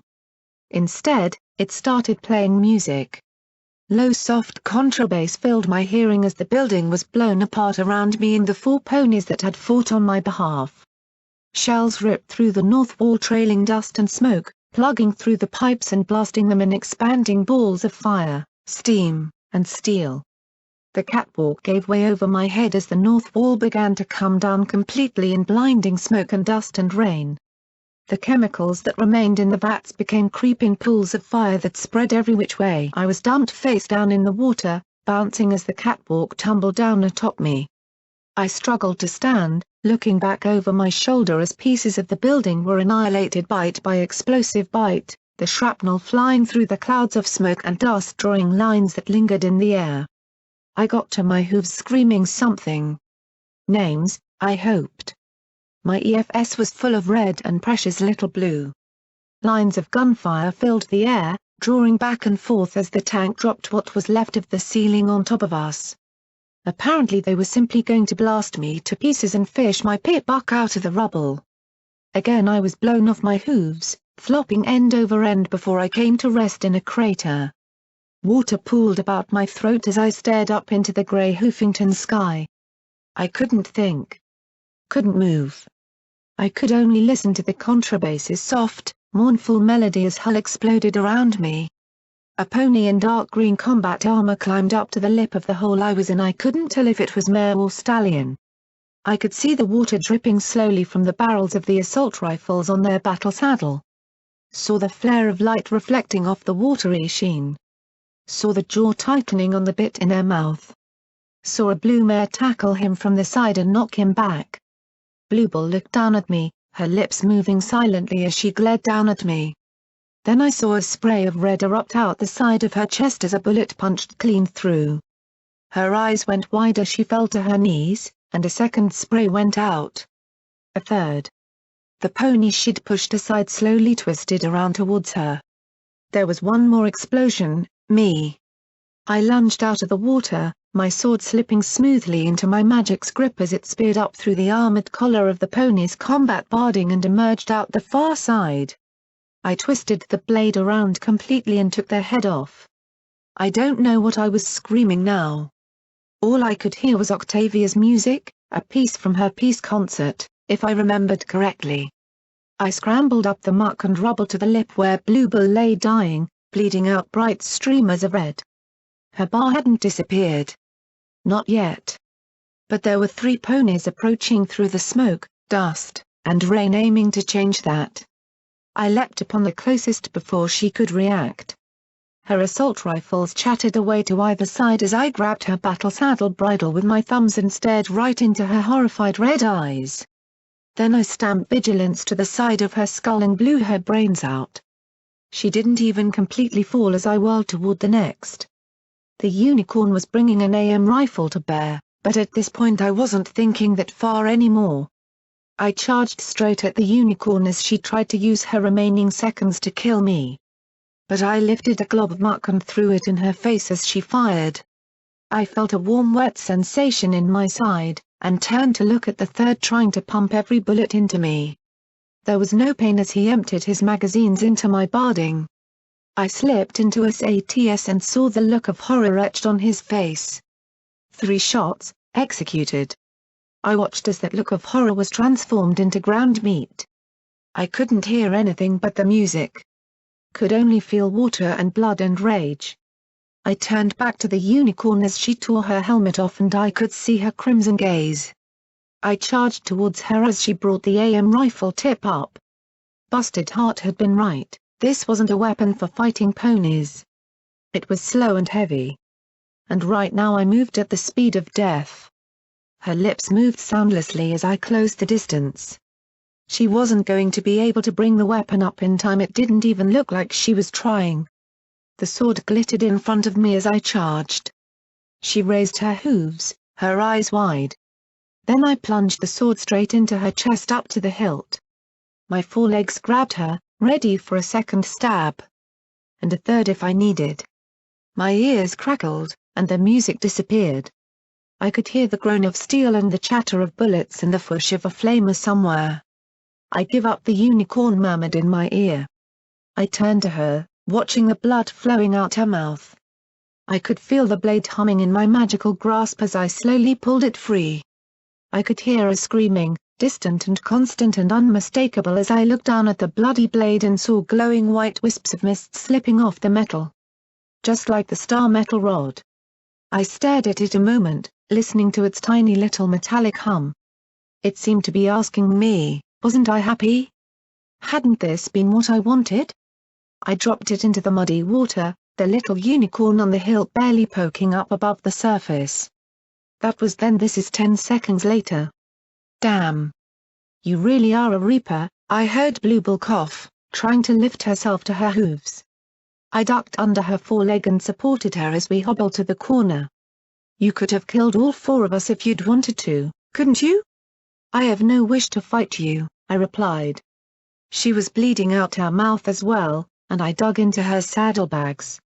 I found some healing potions, but they were clear as piss and just as useful. My own I'd handed over to Glory back in the hospital. After all, only Rampage and I had regeneration talismans.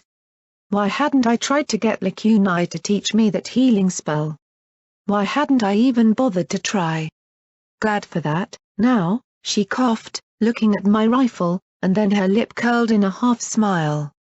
Then Dazzle staggered through the mud and muck. Candlewick's trying to find a way out. The back doors are all covered in rubble. Her lilac eyes widened at the holes in Bluebell. Can you help her? I asked, and Dazzle balked a moment. Can you help her, Dazzle? I yelled. Yeah. Sure, she said as she dug in her bags for a dark purple healing potion, floating it to Bluebell. The mare drank eagerly, and the bleeding cut off immediately. She pulled out a second and offered it to me, but I shook my head. Healing magic doesn't work so well on me. I'll be fine with time. Indeed, my own bleeding had already stopped. We hefted her to her hooves as Candlewick came out of the smoke and haze. A fresh cigar was smoking at the corner of his mouth. Tell me there's a way out of here, I said to him as I looked around the remains of the building. He looked grim as he pointed up with his hoof. The pipes that had stretched over to the adjoining building now angled down into this one. One tank shell, even some strafing, and we'd be toast. There was no cover up there. I could hear the war machine's engine revving, the deep, ominous noise now much closer. There were more red bars coming towards the largest gap in the building. We need time. Can you block that with fire? He looked thoughtfully at the gap. Yup. Then he ejected the tank of flamer fuel. I pulled out a fresh cylinder of the potent fuel and started to load it when he shook his head. Nope. Pull them all out. I frowned as I did and watched as he handed them to Bluebell. Give him a toss. And then he turned to me. Shoot him with an armor piercer. I just frowned, but then nodded. The Blue Mare tossed them with that unerring accuracy that P-21 had demonstrated, and I blasted one with the AP round. Instantly it started to hiss and spurt rainbow fuel wildly. We repeated it 3 more times before Candlewick nodded. Light her up, he said to Dazzle as the first harbingers picked their way into the building. The Unicorn shot the rainbow slick with her beam rifle. Instantly there was a great whoosh, as it ignited and created a brilliant wall of flame. Already there were a few painful screams of harbingers caught in the fire. I cooed, unable to help myself. Pretty. Then I ducked as the tank and the harbingers outside began to strafe through the flames with bullets. I just hoped for a few minutes without shells. We got around 3 minutes till it burns down. Maybe less. And we got another big problem. He started away towards the base of the ramp. Dazzle helped Bluebell make her way along the unsteady ground. I hung back a moment and looked at the sword poking out of the water. Slowly, I lifted it and stared at the weapon. The water, mud, and blood dripped slowly off as the rain pattered down on it. I stared at the flames dancing along the edge and still imagined that faint scream coming off the metal. At least, I hoped it was my imagination. I put it away. I'd have to deal with it later. I followed the others up to the fallen pipes that had once carried fluids into and or out of the smashed building. There were some kind of metal mesh plates on top of them, a walkway for inspecting the pipes. Only wide enough for one pony at a time. That was definitely a problem. But, I quickly realized as I saw the green busted heart, it wasn't the biggest problem. He reclined amidst a pile of wreckage, eyes closed and lips pressed together in pain as a ton of pipes and metal crushed his hind legs. I scrambled over and started trying to pull the rubble around his limbs away. It was wedged tightly. Come on. Help me. The rest looked at me with a mix of amazement as I struggled to free him. Get going, Busted Heart said over the crackle of flame and the popping of bullets against the rock. That engine was getting louder. The others hesitated, but he glared at them. Go. Now. Candlewick and Bluebell started up the pipes. Need a flash? Dazzle asked, lifting her beam rifle. The green pony looked thoughtful, and I rounded on her. We're not killing him. We're saving him. Security saves ponies. I shouted at her. I'm not leaving another pony trapped. I could see Dusty Trail all over again. I shoved against the pipes and scraped at the rocks around his legs with my fingers. Neither moved. Security, he's dusted, was all Dazzle said. They knew it. I knew it. The difference was that they could accept it. The lavender mare started up with the rest. I scrabbled at the rock as he looked at me with the smallest smile on his face. Gamble. I blinked and looked at him in confusion. That was her name. Gamble. She was a lot like you. We grew up together. Wandered the wasteland searching for adventure. He sighed. We were in a mine, lots of ghouls, really unstable. There was a cave and she was pinned. I shook my head and shoved again against the mass of fallen pipes. Was it my imagination, or did it shift? Maybe a little. A hair? I'm not leaving you to die. And that's exactly what I told her, he said softly as he stretched out his forehoof and hooked the strap on his sniper rifle, pulling it towards him. The grinding became even louder. Something dark began to move through the flames. And so I'm going to tell you what she told me. You're going to go. You're going to live. Because I want you to. I beat against the metal with my hooves before I looked down at him and saw the happy look on his face. I want to save you, I muttered as the end of the tank breached through the flames. Sometimes you can't. Sometimes there's nothing left to save. And sometimes, the pony you need to save is yourself. He sighted at the tank with the sniper rifle, bracing it against the metal pinning his limbs. She bought me time to escape the ghouls. Gave me a chance. He chuckled. Now I'm gonna give it to you. Take care, Security. I jumped on the ramp and looked back at him.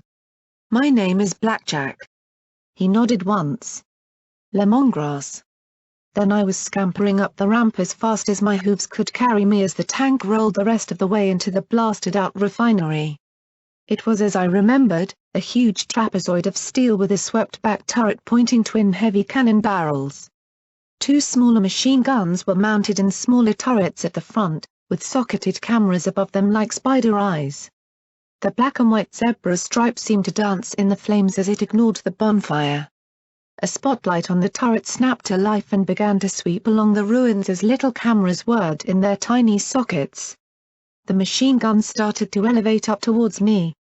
Then there was a sharp crack, and the spotlight went dark. The engine revved and roared with frustration as the machine fired wildly. The chattering streams of death found the fallen pipes and began to blast along them as the cameras oriented upon me. Then there was another sharp crack, and one of the cameras exploded in a shower of sparks. It reversed the movement of the guns and strafed them back along the row of pipes. I was halfway up when I balked and looked back. The green pony had disappeared in a shower of dust. No, I murmured, and then I paid for my hesitation. The tank pointed its remaining cameras at me and turned all its weapons up at me, including its 2 massive main cannons. Then there was another loud crack, and another of the socketed cameras exploded. The tank fired low, the shells detonating beneath me. The entire ramp lunged up and then collapsed.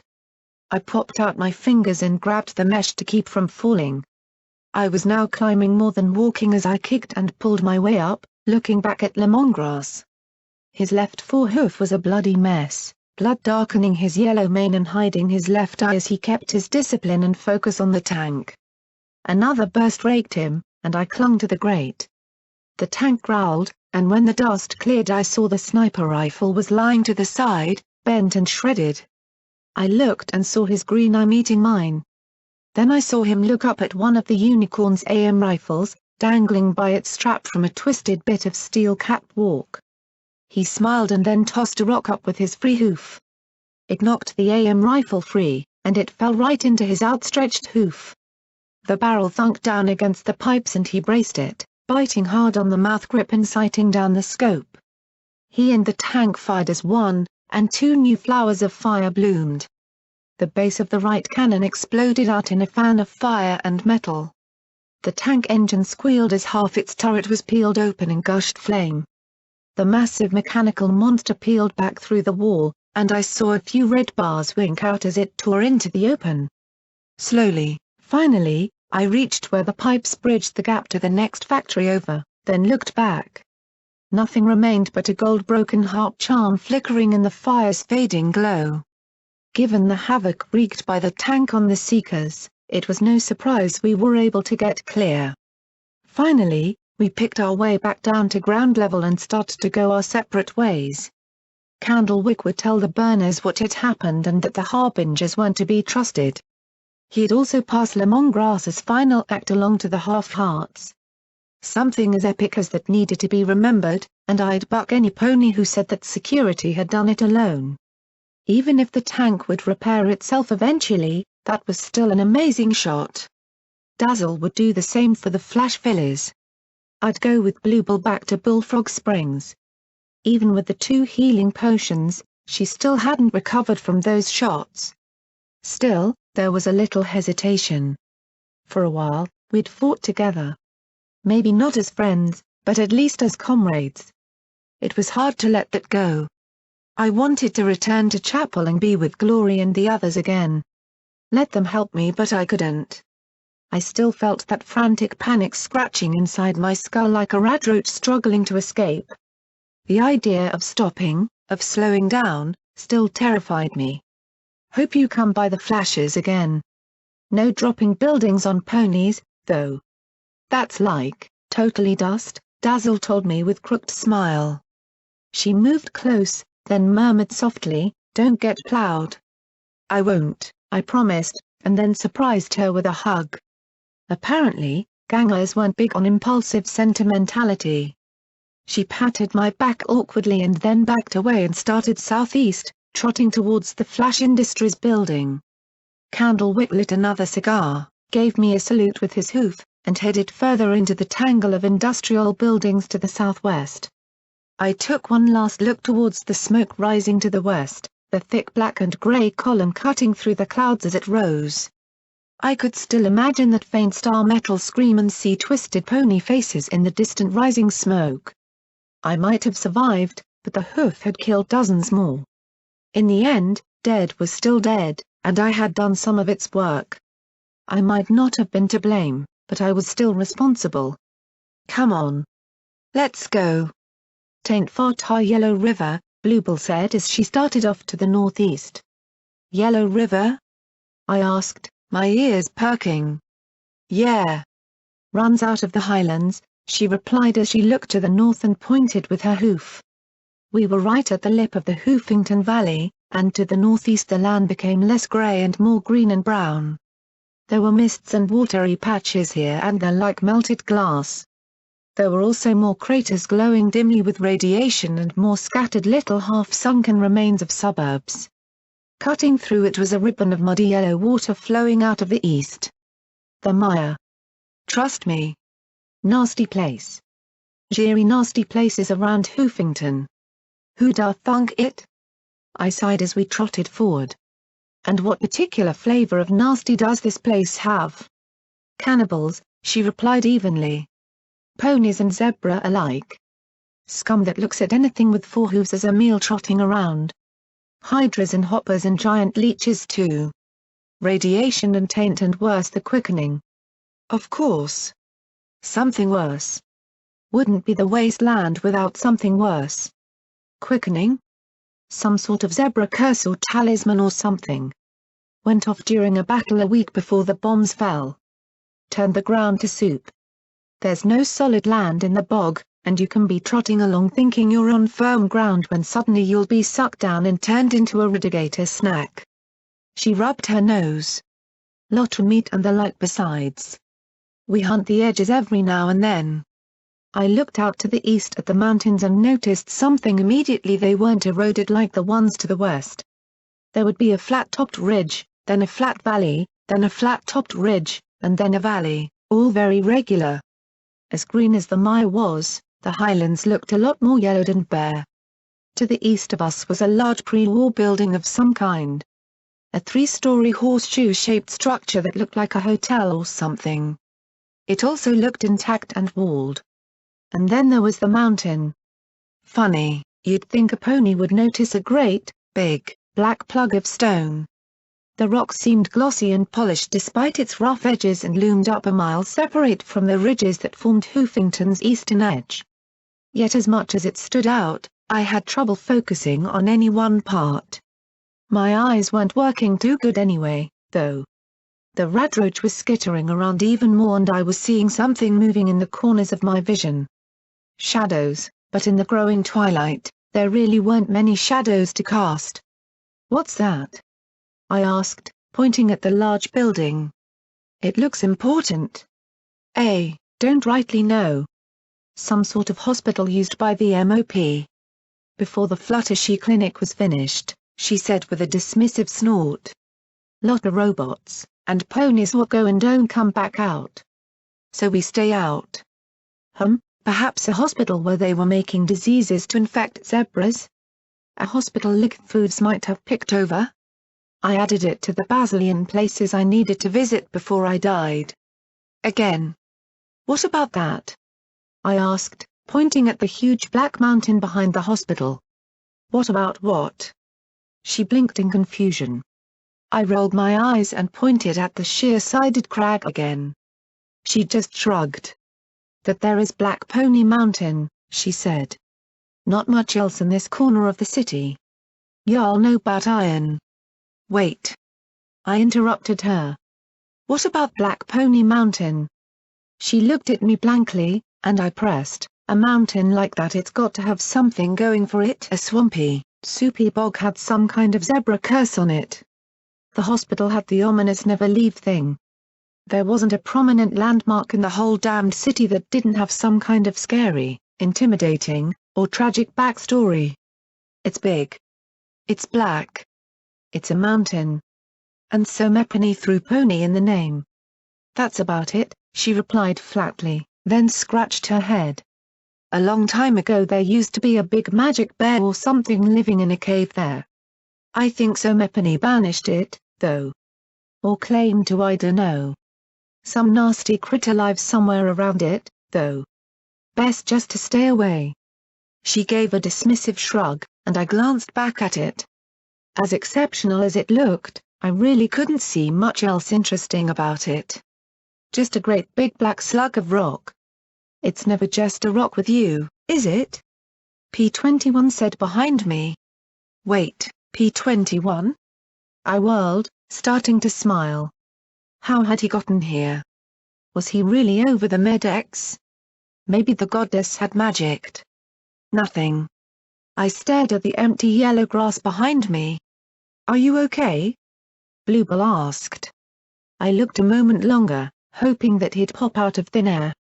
That glory would swoop out of nowhere and be grey and glorious. That Rampage would hear with a snide comment, or Scotch would say something that made Glory stammer so cutely. I wanted to see that kindly gaze in Lacuna's eyes as she watched silently from the edges. But there was nothing but the soft rustle of grass. Yeah. Sure, I lied, before putting mountain and voice out of my head. The radroach was getting sneaky as it crept around inside my skull. Still, I just had to hold it together. To try and take my mind off the scratchy feeling in my head, I asked, so, why do all the mountains to the east look a bit off? Coal minin', she replied simply. Wait. What? I thought Equestria didn't have any coal. You sure are some funny colors, oh stupid, Bluebell replied with a snort. Of course Equestria had some coal. Little bit. Enough to run old trains and the like. What kind of idiot invents a coal-fired power plant when the coal's halfway around the world? Be like inventing a chocolate milk rain bottling plant when there ain't no chocolate milk rain. I looked at the blue pony. She might be crude, but she sure wasn't stupid. So Equestria did have some natural coal deposits? I asked, and she nodded. Yup. And ponies thought it was grand to light up all them great big cities, like magic for all pony folk. Course there were a mite bit o' confusion on the best way to do that. Hoofington had their dams to run their power plants, but rivers don't run everywhere in Equestria. So they built a few coal plants. Then a few more, and pretty soon their little old mines were just played out. So they came out east to the highlands. I frowned. You mean the highlands weren't a part of Equestria? She let out a snort of disgust. Might have been on some fancy maps in Canterlot, but we've never been a part o' the kingdom. When ponies came over from distant shores to settle Equestria, some earth ponies bucked Puddinhead's idea and landed here instead. This was our land. No horns nor feathers. And for centuries, that suited the princess just fine. We had our mountains and valleys and didn't raise too much trouble. But we had coal. So when the coal mines in Equestria got played out, they came to the highlands. I asked. Course. Tain't no reason to deal with faraway stripes when we were here. And they came with all kinds o' talk about the highlanders working together with the city ponies. Told us they'd give us modern towns and fancy shops and make us all respectable pony folk. Guess that talk turned enough heads, because we let them. Only we found out that the kind of mining they planned wasn't what we imagined. They blasted the tops of the mountains and dumped them into the valleys. Tossed tailings from the mines into the rivers. And they took the coal and built more power plants. And your people let it happen? I asked, aghast. For a time. And when we tried to stop it, they dug out that map, told us we were subjects, pulled out fancy Lawyerian words and contracts folks signed with some mighty fine print, and kicked us off our own land. Celestia gave us food so we didn't starve or freeze, but that just made us feel like bums in our own homes. Course, in 10 years, even the highlands were played out. They ran out of mountain tops to scrape off, and while there was still seams deep down, 'Twasn't nearly enough to sate their hunger for coal. More power. More electricity to light them big fancy cities. Not one word of using less. Just more. Progress, they called it. She sighed and shook her head. Eventually they traded with the zebras. Them stripes have so much coal it's ridiculous. And they gobbled it up right and left. But then the zebras cut off Equestria. And it was war, I concluded as we hopped over a swollen drainage ditch cutting across the hillside. I always thought the idea of an entire nationwide power system rising on a distant resource was hard to believe. It hadn't been the lack of coal that was the problem but the rampant addiction to comforts and excess in distant cities. The problem had built and grown until only trade with the zebras could supply the demand. When that broke down, war for us started long before the stripes. She spat to the side. Didn't have a chance to win, but we fought. Made ourselves a royal pain to the power companies. Blew up tracks. Stole equipment. When the ministries started, some of us went to the hoof for work and jobs. Better than getting charity from Cantaloupe that only kept us from starving. She rolled her eyes. Course, stripes weren't any better during the war. They promised us all kinds of things to get us to help them out. Some folks did damned fools. But stripes killed us no different than ponies did.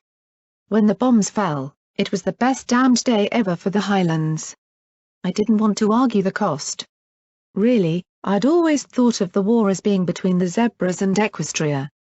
I'd never imagined other parties getting ground up in the fighting. So how have you survived since? Like we did before the war. Course, the Highlands ain't the same.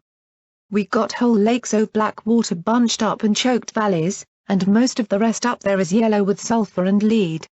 The ridges are flat, chewed stone nothing'll grow on. We live in the shanty towns left behind and keep to ourselves. We've had enough o' being a part of Equestria, she said flatly. As we walked along down the slope, I looked at her. So why were you in the hoof? The question made her look sour. Checking in on my brother. He had been a reaper once, but I figure he's dead now, she said matter-of-factly. How do you know? On account y'all are carrying his gun, she said as she pointed at the hunting rifle across my back. Dozer loved that rifle course, he loved anything that'd go boom. We used tar sit up on the ridge, and he'd toss dynamite or pick off hellhounds as they snuck out of the mines. Ornery critters, she said with a sigh. So I reckon if ye got it either y'all killed him or some eppany else did. Oddly, there wasn't any anger in her eyes. Just a sadness, as if she'd expected to find he'd come to such an end. Deus. He was a reaper that was hunting me. Taurus died protecting me and 2 unicorns he was with, I said, glossing over the fact he was after my head and Pip-Buck himself. He got blown up, though Deus I mean. Dan. Would I like to take his head back to mama? Oh well, Dozer always was interested in trouble. Hellhounds or something else. She shook her head.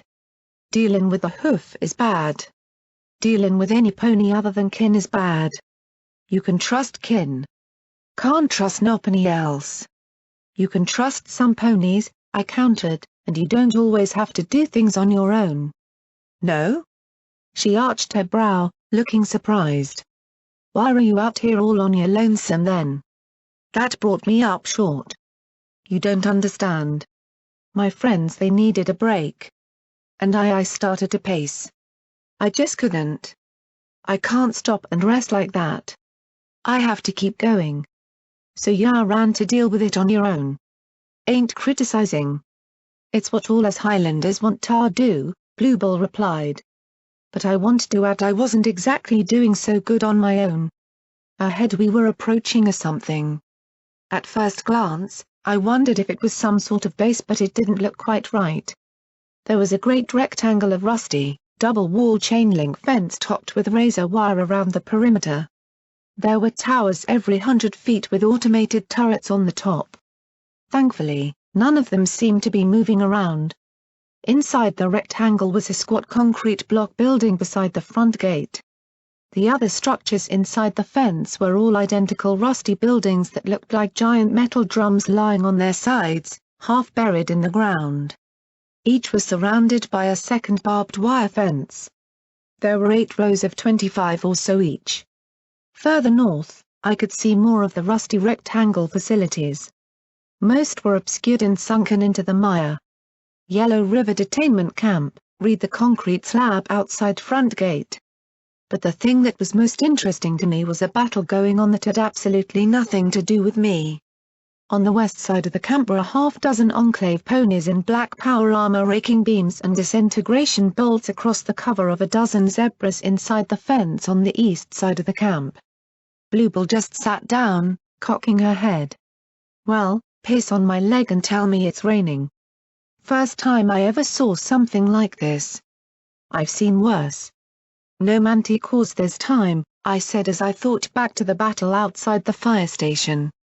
I lifted Taurus's hunting rifle and viewed the spectacle. The zebras had snipers who moved like ghosts between the ruined metal arcs, but the Peccaorsi had superior firepower. I didn't see either side gaining an advantage anytime soon. I looked at the large concrete block building. There was a Pegasus corpse outside the front door and next to it 3 heaps of pink glowing residue. I spotted something large and black beside the slain pony, a metal case that had warning, "High explosive" printed on the side. "Well, best give 'em a wide berth and let 'em shoot it out," Bluebell said as she rose. "I need to get in there," I said with a frown as I looked down at the building below me. "I reckon I smacked your noggin harder than I thought." "Whatever for?" she asked with a baffled look. "If the Enclave want to blow that building up, it's because there's something they're worth hiding. If the zebras want to blow that building up, it's because there's something worth hiding. Either way I want to know what it is." "What is this place, anyway?" I asked as I looked at all the rusted huts. They all looked identical, as if they'd been made in a factory or something. Someplace they stuck all the zebra prisoners of war. Put exploding collars on 'em. Nothing worth dying over, though. Camp's been picked over solid. She frowned at me. "You're dead set certain on going in there, aren't ya?" "Enclave doesn't blow up something worthless," I said with a smile, feeling my main itch. "I want to take a peek inside there and find out what." "Well, count me out. Ain't got no never mind for turkeys or stripes, and Mom'd spit her bit if I got turned on a heap of pink goop," she said firmly as she looked past the camp towards the river. "Bullfrog Springs ain't far now. Should be all right by myself." I looked at the tough mare with a deceptively gentle cutie mark of delicate blue flowers. "Listen, Bluebell. I know you just met me. I know that I'm an outsider and you've got nothing but shit for working with outsiders. But please talk to your mother about the Harbingers. They won't leave you alone. I don't think they can leave ponies alone. They've got a need to suck everyone and I wished I could explain that the feeling of pulling everypony in together. Alien mind control, supernatural mass possession, or just social manipulation, I couldn't tell which anymore.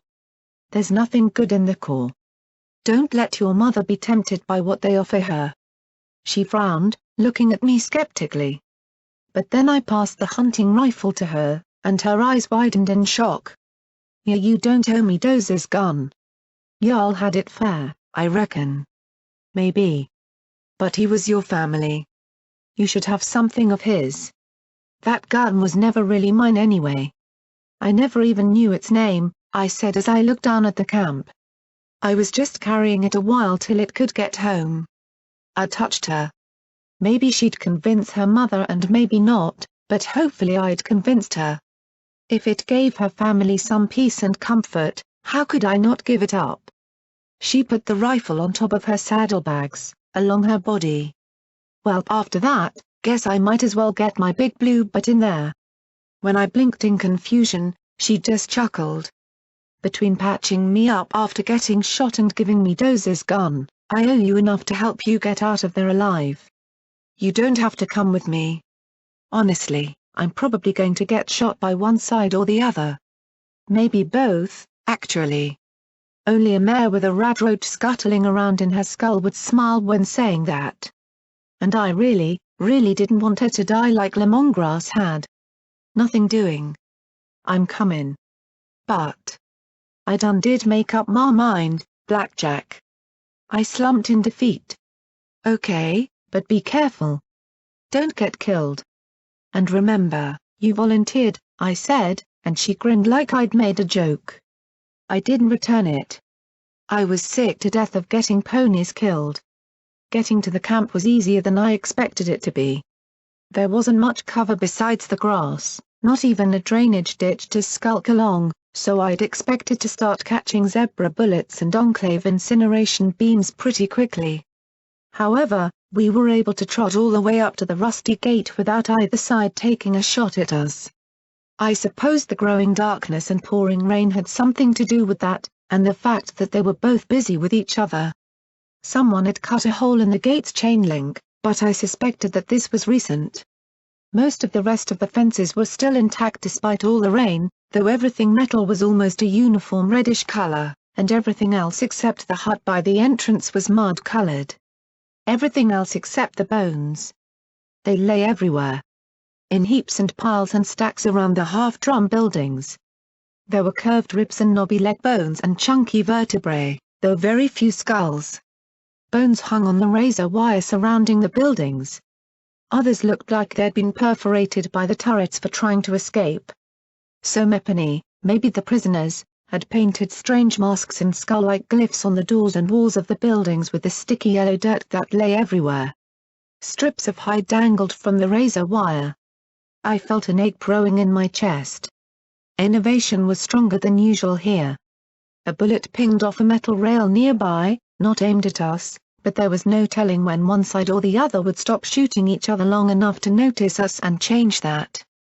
We had to get inside quick before some zebra or pegasus decided that a pair of suicidal ponies was a nice bonus target.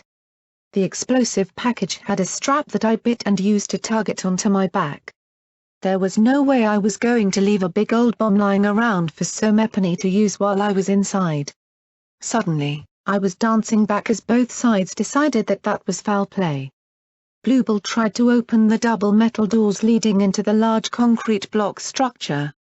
They were locked, of course. Then she braced her forelegs and blasted them with 4 potent kicks that buckled the metal around her rear hooves and showered us both with flakes of rust knocked off the door. Earth pony kicks were damned scary sometimes. On the 5th, there was a ping, and the doors swung inside.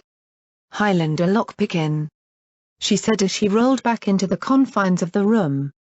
I scampered inside as another bullet pinged off my helmet.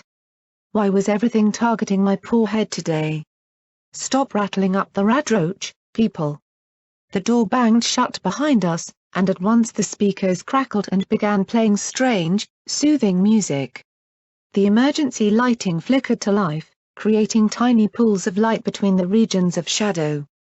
An immense sign hanging from the roof read "Processing" next to a zebra glyph. There were large signs in zebra writing mounted next to pony translations. White plastic crates lay scattered around the room, many of them smashed or kicked into the corner. "Place all your possessions in a white tote," read one sign.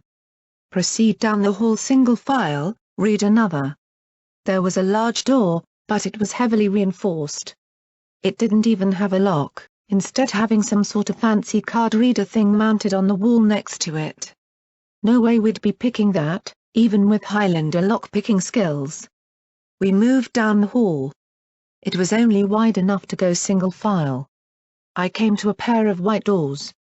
There was a hissing squeal as they popped open, revealing a second pair of doors in a space just big enough for a single pony. I stepped in, and a little voice said something in zebra, then crackled, "Please state your name, unit number, tribe, and zebra registration number." "R. Blackjack. 69. Stable 99. 1 2 3 4 5 6 7 8 9 10, I said sarcastically. I looked at the signs, but these were written entirely in zebra. It asked me to repeat myself, and I did. Being a stable pony, claustrophobia wasn't one of my issues, but I had to admit being stuck in this closet-like space was unnerving. I'm sorry. We do not have that unit number or tribe on file. Please remain still and we will take you to special processing, the voice said.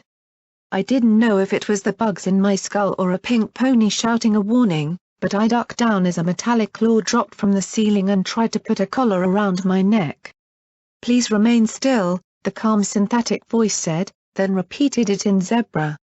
It gave me a zap from little metal studs in the walls that would have staggered most ponies. I twisted around as the claw dropped and lifted a foreleg. The collar was wrapped around it and clicked closed. Then everything went white. I blinked several times as vertigo rattled the radroach and sent it scurrying while I face-planted onto a heap of corpses. These were bodies that varied from rotten bones and hide to a Pegasus that was fairly freshly preserved, minus his head. I appeared to be in a room almost perfectly cubical. Above me was some kind of talisman. Teleportation? I looked around at a very sturdy door and a cracked window. Special processing, I supposed. Was it a really bad sign that standing in a room filled a third full with bodies really wasn't freaking me out like I thought it should? Most of the corpses either wore collars and had bullet holes in the temple or back of the head or were missing necks and head entirely. The bodies looked chewed. Most of them were ponies, one or two zebras. Scavengers, from the looks of it. The concrete walls were pitted and chewed with bullet holes. So Mepony had written on the walls, in depressingly familiar black paint, "No way out and save me, Luna." More disturbingly, So Mepony had mutilated the bodies and made a little hut, big enough for one pony to get inside, from assorted body parts. I had a disturbing hunch that some of these carcasses were plagued. I checked the sturdy door, but it didn't even have a doorknob, let alone a lock. 3 solid kicks on the window simply shook it. The glass had some kind of wire mesh inside. Well, this doesn't look good. Moments later, there was a flash and Bluebell appeared above me, landing on me with a crash. "You that was right, unpleasant," Bluebell groaned. She climbed off me. I had to admit, this was not going quite as I'd planned. Granted, I hadn't planned anything in particular, but this was sure not something I'd expected. I looked back at Bluebell, at the explosive bomb collar around her neck. There was a bright red light on the front of it. "It got me, didn't it?" she asked, reaching up with a hoof to nudge the deadly ring. "Yup. Don't mess with it. These things go off quick and nasty," I said as I shook the one around my foreleg off. Bluebell at least had the decency to lose her lunch at the contents we stood upon. I sighed, looking at our prison. Given the Enclave Pegasus in here, the battle might get resolved and we'd still be trapped. I went through the dead Pegasus's pockets and found a key card, not that it did a whole lot of good down here. He also had something that looked like a cheap pip-buck on his hoof. Some sort of primitive computer, at any rate. I transferred the files to my Delta. A beam pistol and expended cartridges. From the burn marks on the door, he had tried to blast his way out. "Right. So got a plan, or do we start kicking like crazy?" she asked as she looked at the solid glass. It might have been cracked, but from the number of bullet pits in it, I doubted we could blast or shoot our way through. "Sounds like the usual plan, huh, Black Jack?" Rampage said from the corner. I didn't look. "Can't shoot. Can't kick." I looked at the explosive box we'd taken from outside. Maybe if I was P-21, I might risk cracking it open. We might not have a choice, though, but I still really didn't like the idea of futzing with a great big box of boom.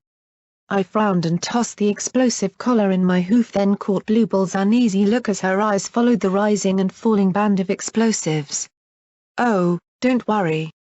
The bombs don't go off every which way. They blast inward." Not exactly reassuring, but then I'd seen the effect firsthand. "They blast inward." I frowned and twisted the collar a little with my magic. The collars had metal plates held together with springs to allow the whole thing to flex. One side of each plate was covered with ½ an inch of plastic explosive. A wire ran from one clasp to the other along one side. Break the connection, and boom. I frowned as I slowly levitated it to the glass, and then with my hooves carefully pushed. The outer edge expanded. The inner edge compressed. I kept a careful eye on that wire. A little more, I bit my lip. There. It was flat against the glass. My magic lifted a bottle of Wonder Glue from my bags and set about adhering the bomb collar in place. Finally, I carefully tied a string to the wire. "Here we go," I said as we took cover in the corners. Bluebell covered her ears and ducked her head as I gave the wire a yank. If I'd had normal ears they'd be popping and ringing. As it was, the metal plates blew out and ricocheted around the confines of the room. Bluebell yipped as one of the springs lodged itself in her shoulder. The smoke obscured everything as I carefully extracted it. I remembered how hours under Hoofington had made Glory's wing drop right off. I hoped the Enervation here was weaker, but given most of the bodies were preserved rather than rotten, I didn't have much hope. Especially since the glass was still intact. "Damn it!" I screamed, then proceeded to smash my hooves against the scorched window. I've survived Deus. I've survived Sanguine. I've beaten ridiculously tenacious killer robots. Handled whole flocks of manticores. I've had boats dropped on me. I am not going to be killed by a piece of fucking glass. I screamed as I hammered my hooves against it. Bluebell joined me, beating the reinforced ballistic glass with her hooves. Finally we busted out a small hole the size of my muzzle. Bluebell panted, and I just looked at my power reserves being tapped low. I suckled on a ruby and glared. Right now, if the professor had given me some kind of killer beam eyes and didn't tell me, it'd be the perfect time for them to pop out. Then I blinked and spat the half-dissolved gem into my hoof. I looked at the metal wire mesh and the splintered glass and then down at the little red oblong. "Hey, is glass a gem?" "Oh, I don't think so," she said skeptically. She wasn't looking too good. That injury and the exertion were taking a lot out of her.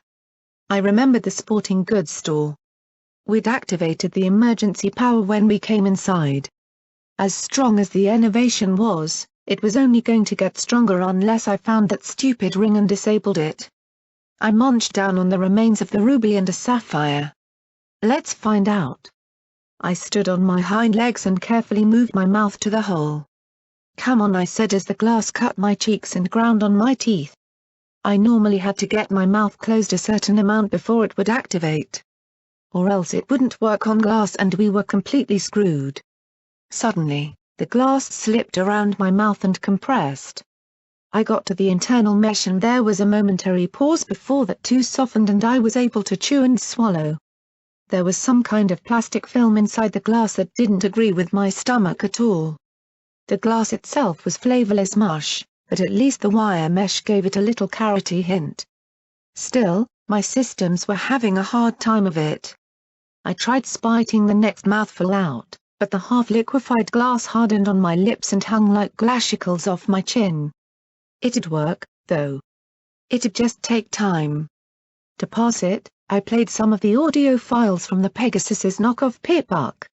Surveyor Team Number 5. Audio file of Swiftwing. "We've found this camp of some sort. Looks like it housed prisoners of war, poor bastards. Not sure we'll find anything useful left in the camp, but the processing center looks more promising. Just need to get into the interior secure areas. Everything has card readers. Guess they didn't want to risk conventional locks around stripes." I gnawed away, Bluebell pointedly keeping her eyes on the ceiling as I did so, and I mentally toggled the next. Swiftwing. Rain Squall found a card that'll work on the front door on a skeleton on the roof. Only pony remains we found. Pegasus. To know if she was a Dashite or just got killed by the prisoners before she could get away. So Mepony shot her in the head. Anyway, the processing center's been looted as well. We came across a dirt pony that was completely psychotic. She was eating herself. Bit Rain Squall. We made sure to save the body, just in case. Dirt pony, huh? Bluebell snorted. So much for all their talk of help. I couldn't answer as I ate another mouthful. My stomach wasn't feeling so great. I suspected it hadn't been designed to digest inch-thick reinforced ballistic glass. I returned my attention to the next entry. Wing. Bad news. It was some sort of infection. We found 2 more in the morgue who were trying to get into the lockers. Good news. Rain Squall doesn't seem infected herself. We've notified Enclave Intelligence. They're sending some Mepany to investigate. I'm going to check back through the processing area while we wait. Maybe we'll find something useful. I stopped there. I knew the rest of the entries would probably involve audio entries of Swiftwing getting trapped in the room and left to starve before yanking off his collar. I had enough issues without having to hear that. Besides, I'd chewed a big enough hole that, with some liberal stomping and shoving, we could squeeze through. The room on the far side was sparse, a metal table bolted to the floor and a turret that dropped out of the ceiling with a hiss and began to spray us with bullets. Unauthorized presence without collar. Please return to processing area immediately. The voice crackled over the chatter of the turret as Bluebell dashed across the floor. There was only 1 turret and 2 of us, and I kept myself in the open and made myself its target. I raised my hooves to protect my face as the bullets battered me against the splintered ballistic glass. I levitated out vigilance and jumped into SATS. To target 4 shots. Only 2 hit. The turret sparked but still chewed rounds into me. The Highlander slipped under the table and then rolled to her hooves. She dashed at the wall, leapt up, and kicked herself away. She wrapped her hooves around the chattering barrels, biting down on the frame. The turret's motors ground and whined as her weight pulled the stream of gunfire off me. I aimed carefully and put 2 more rounds into the firing mechanism.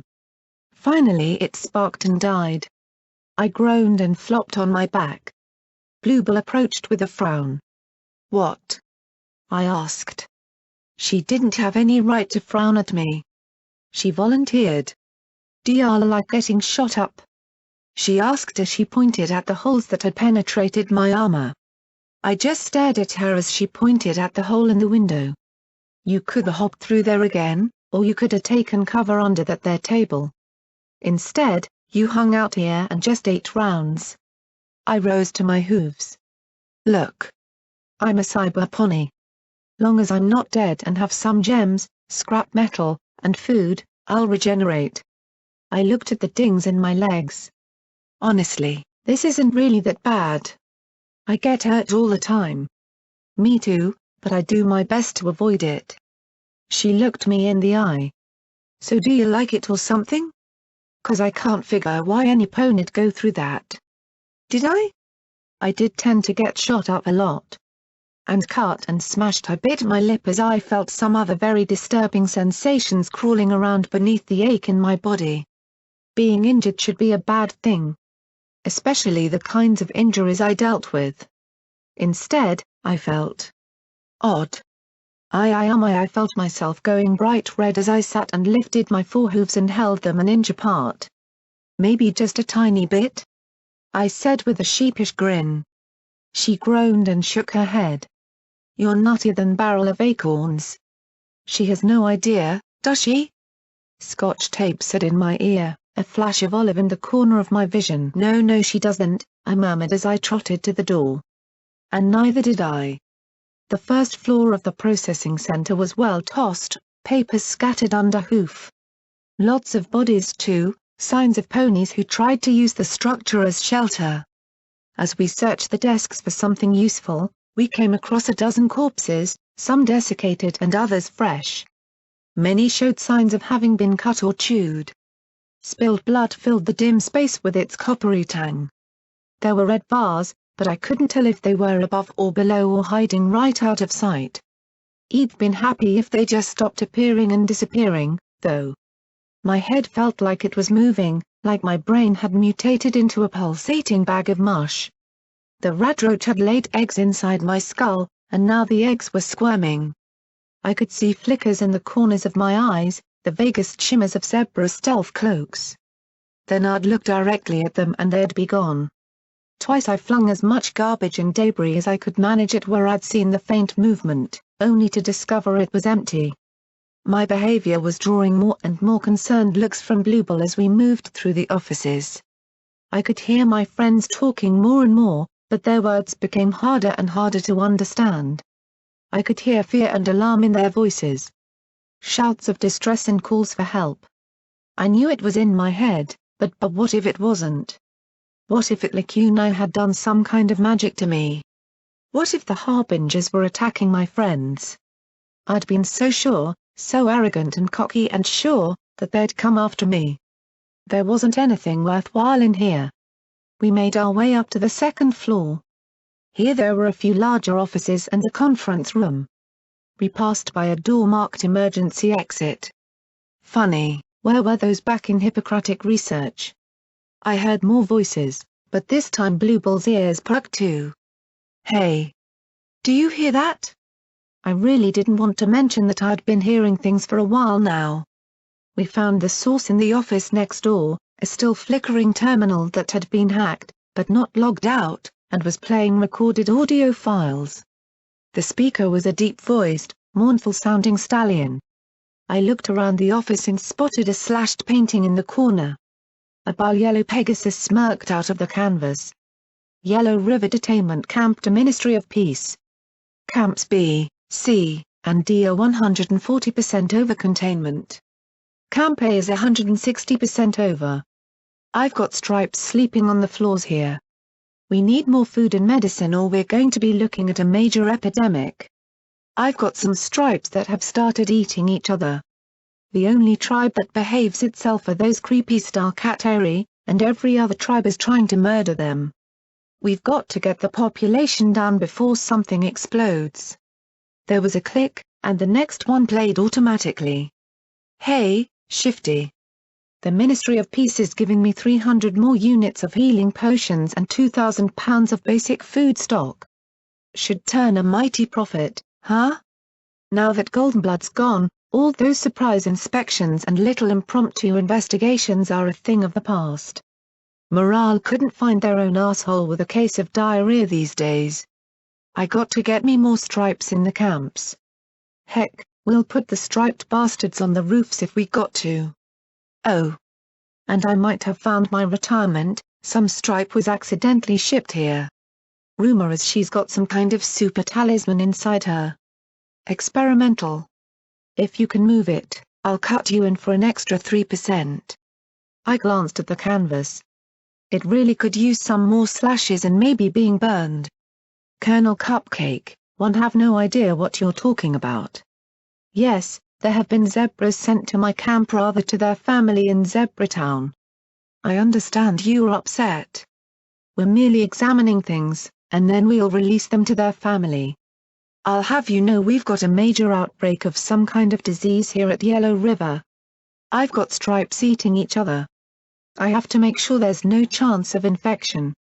I've had to dismiss all my non-Pegasus staff to prevent it spreading. We'll keep her in the morgue till it can be safely released. A moment later there was a muttered, I couldn't give two shits, Colonel. Where the fuck is it? Fucker, I growled, feeling shooty and getting a look from Bluebell. If he didn't want to do the job, he should have quit. Whoever was in charge of this place was the one who deserved to be locked up. I tried to ignore the squirming corners of the room. My stomach was really not happy with all the glass I'd put in it. Nobody deserved this. The next recording that played was an automated message in a strange robotic voice. Emergency memorandum, all PEC or CRTO abandon all ground positions immediately and return to Thunderhead. Drop everything you are doing. Come home now. Luna is dead. Equestria is finished. Fucking turkeys, Bluebell muttered and spat to the side. I sat down, closing my eyes and trying to ignore the pulsating sensation in my head. They didn't all go, I said as I closed my eyes. I know at least 3 that stayed down here when everything went to hell.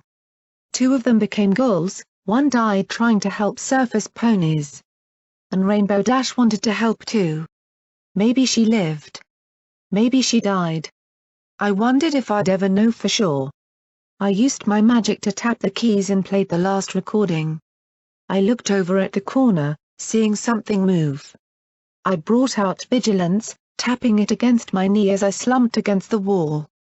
The papers on the floor were moving back and forth the longer I stared at them. They seemed to be arranging themselves into the shapes of dead zebras. Finally, the terminal started playing two voices. They were distant, as if they'd been recorded by accident. "Director Mephitis, what are you doing?" asked a Mare. "What does it look like I'm doing, Cirrus?" "Getting the fuck out of here. You can't just leave. There are over 5,000 prisoners out there." Cirrus protested. "Fuck the prisoners. Fuck every last striped one of them. If they'd just let me shoot them like I asked, then there wouldn't be a prisoner problem. Now get the hell out of my way. We only have a few hours to get back to Thunderhead. You are not going to just leave them." Then there was a pause. "Is that money? You're taking bags of money with you?" There was a sound of bags being cinched tightly down. "Of course, you idiot. I'm not going home to be broke. This is my retirement. The savages are eating each other already. They can take care of it." There were reports of rioting in every prison across Equestria. High towers in lockdown. Shattered Hoof let their prisoners free. Not me. Fuck no. Let them rot. Just open the gate, deactivate the collars, and turn off the guns. Give them a chance. The Mare protested, then said a moment later in a firmer voice, "If you don't, I promise that every in Thunderhead will know you left thousands to die. Not even zebras deserve this." There was a pause and the buck sighed. "Fine. You care so much? Set a timer to shut everything down. You can use my terminal." "Thank you, Director. I'll get it set up right away." There was a gunshot. There came the stomping of hooves. I rose and stared at the terminal. A few seconds later, a buck said, "What the Director? What happened?" "Suicide. Just couldn't take it anymore, Gusty," the Director said quickly. "Let's hurry." She set a timer to release the prisoners. "They'll have to look after themselves, but at least they'll have a chan." I reared up and brought my forelegs down on the monitor as I screamed, "Fucker!" I tried to hit it so hard that it would somehow magically travel back through space and time and make his head explode like the glass monitor did. Even detonating all those collars would have been more merciful than what I'd just heard. I stared at the sparking terminal, then opened my pitbuck. I was glad to see I could still extract the audio files. Then, after I did so, I stomped the terminal into electric scrap and threw the mess to the obnoxious portrait. He just left them to starve?" Bluebell asked, the tough Highlander looking sick. "Why? Why the fuck did the good ponies have to die and fuckers like him live?" I screamed, seething as I followed it up with kicking the desk over. Then I wanted to knock over the file cabinets. Light the whole floor on fire. No, I wanted to blow the whole camp to the moon. The city. The entire fucking wasteland. I wanted it all destroyed. It's not fair. It's not fucking right. I was sounding like a petulant filly, but at the moment I didn't care. I was just so damned angry, and sick, and tired. I fired vigilance over and over again at a crawling corner as the Highlander shrank back. Then the shadows screamed as a bullet hit something far more fleshy. The corner unfurled into a striped shape and a shimmering cloak that threw something shaped like some kind of egg at us. My magic caught it, and since I didn't have a clue what it might do, I tossed it into the far corner by the door. 3 seconds later it exploded, and white sticky webbing went everywhere. Bluebell pounced upon the zebra, who screamed as she curled up, raising her hooves defensively. "Bluebell!" I yelled as she reared up. "She was spying on us!" the Highlander shouted. "I would have too," I said as I moved in close. She looked a little younger than me. Her eyes were a soft gold, and they were wide open in terror. Her mane was braided into a black and white striped ponytail. How ironic. I don't want to hurt you, I said as I lowered my voice. Do you understand me? I glanced at her flank where her stripes seemed to make an image of two crossed wrenches. Or bones, but at the moment I was being optimistic. I stared, and her bar went from blue to red to blue again, but I had no idea if that was her hostility or my eyes. She nodded, then said in slow, trembling words, "Please don't kill me. I am a technician. Not a hunter, not a fighter." If she was acting, she deserved an award. The mare had wet herself in fear. Even Bluebell seemed disinclined to fight anyone who would do that. The bullet had just grazed her hindquarters, a superficial injury, but still, every injury was serious with enough enervation. I looked over at the smashed terminal. "You hacked the terminal, didn't you?" She stared and nodded slowly. "And you heard what happened here?" Now there was a little bit of anger. "Sorry about that." And that anger was replaced by confusion. "For what happened here to your people? They should have been let go and given a chance. Y'all realize they would have gone right through the Highlands to get back to their own country, right?" Bluebell asked me with a snort that made the mare flinch. Now the zebra looked baffled. "You are the Star Maiden," she said as she took a few hesitant steps back till her rump met the wall. "Star what?" I blinked in my own confusion. "The Star Maiden of the Fallen City. The one who brings death, chaos, and destruction," she said with a gulp. "The Reaper of the Lost Land. Death? Chaos? Destruction? Sounds like a Reaper to me," Bluebell chuckled. I gave her a sour look before I examined the zebra. She wore some sort of webbing under that cloak, not even the slightest bit of armor to guard her.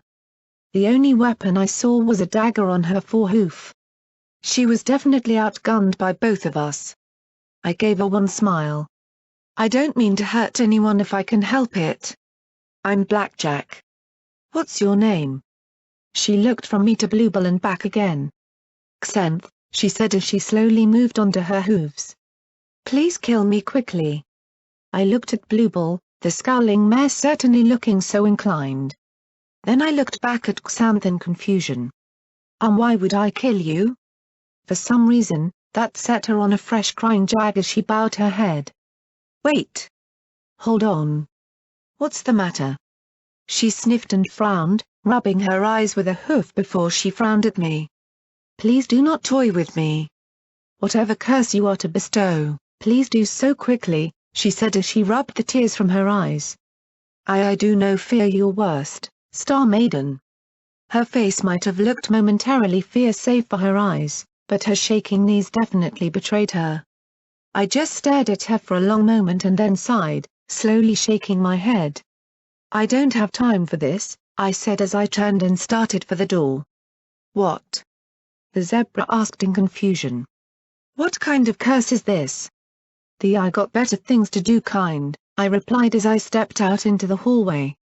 "Nothing much up here. But left down below." I made sure I had the explosive crate nice and secure across my back. "I have no idea who this Star Maiden is or why you seem to think I am her." I expected that to be it, but then she started following us. "The Star Maiden is she who was born from the cursed soil of the damned city. She will be flesh and steel, touched by the stars and chosen as their champion. Where she travels, chaos and strife will follow," Xanth said as she trotted in our wake. Why, I couldn't imagine. "It is she who shall bear evil from the ground, usher in the final days of the world, snuff out the sun forever and call down the moon. She shall summon storms, unleash plague, command unholy fire, destroy all in her path and all who follow in her wake. Female shall desire female, male shall desire male, and unholy coupling between the species will commence where she travels." Dan Bluebell snickered and leered at the zebra. "I'm getting moist right now just hearing all this." Xanth gasped as she cringed away and I looked back to see her eyes wide and popping. "Right. So why are you following us again?" I asked as I started down the stairs. She blinked, then worked her mouth, and then shrank back, pointing a hoof at me. You have cursed me. Your foul star magics have ensorcelled me. I looked back and my hoof slipped and I rolled down to land on my back in the first-floor offices. My glass-filled gut gave an unpleasant lurch as I glared up at the golden-eyed zebra. There. See? I snapped as I looked at her from the floor.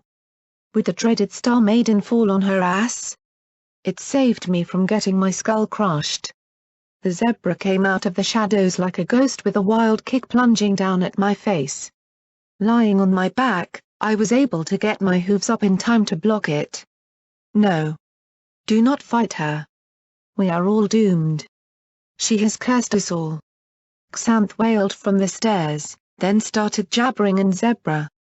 The zebra fighting me, however, wasn't inclined to listen as she backflipped away. I rose to my hooves, drawing and bringing up my sword as the mare charged. I slipped into a SATS and locked in 2 attacks, and they still missed. She sidestepped the first swipe, ducked the second, and then did another backflip that smacked me in the face with both her rear hooves. She knocked me standing upright as I staggered back against the wall. She said something brief in zebra that I supposed was "you die now," but it might have been "eat cream cheese" for all I knew. Then she rammed both her forehooves into my gut. Now, I have no idea just how stomach-like my stomach was, but when you've overeaten, getting kicked like that is no good at all. I gripped her shoulders with my fingers and felt everything working in reverse. There was nothing I could do as I puked liquefied glass and metal in her face. The clear fluid solidified seconds after it left my throat, freezing to her horrified face in a mask. She fell back, flopping and flailing wildly as I spat aside gobs of glass, struggling to keep upright.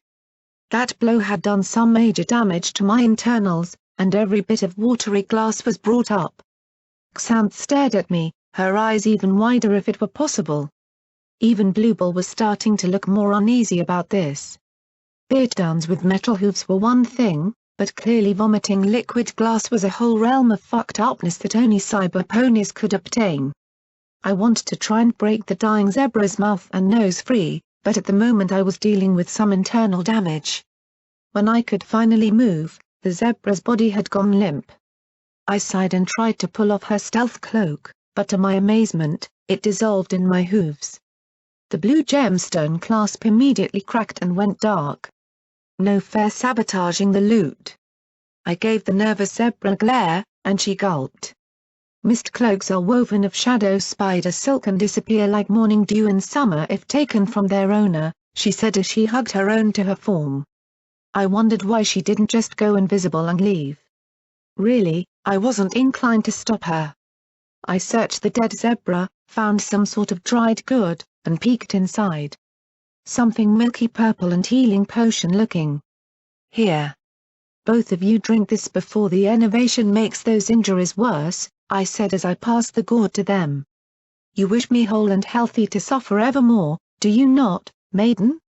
Xanth said as she took it and drank it reluctantly before giving it to Bluebell who, seeing the gray's heel, lost her reluctance to drink for her injured shoulder. I wish you'd go back to your own people, I retorted, feeling my insides pulling themselves back into place after that blow. She gave a sad, twisty little smile. And carry your curse to them? They would kill me at once. And I would not take it to them in the first place. You have doomed me, Star Maiden, and you may doom the entire world, but I will not do your work for you.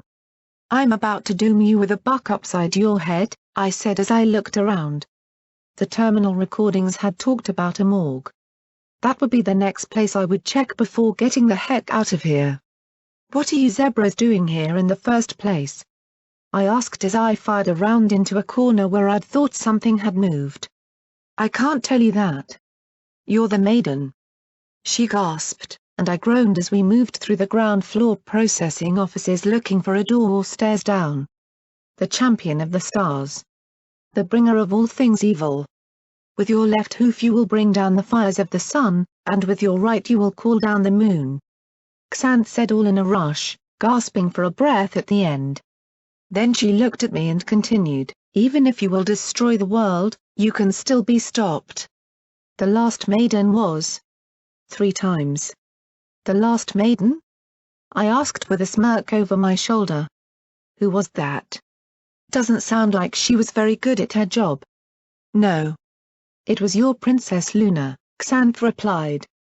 That brought me up short. Slowly, I turned and looked back at her.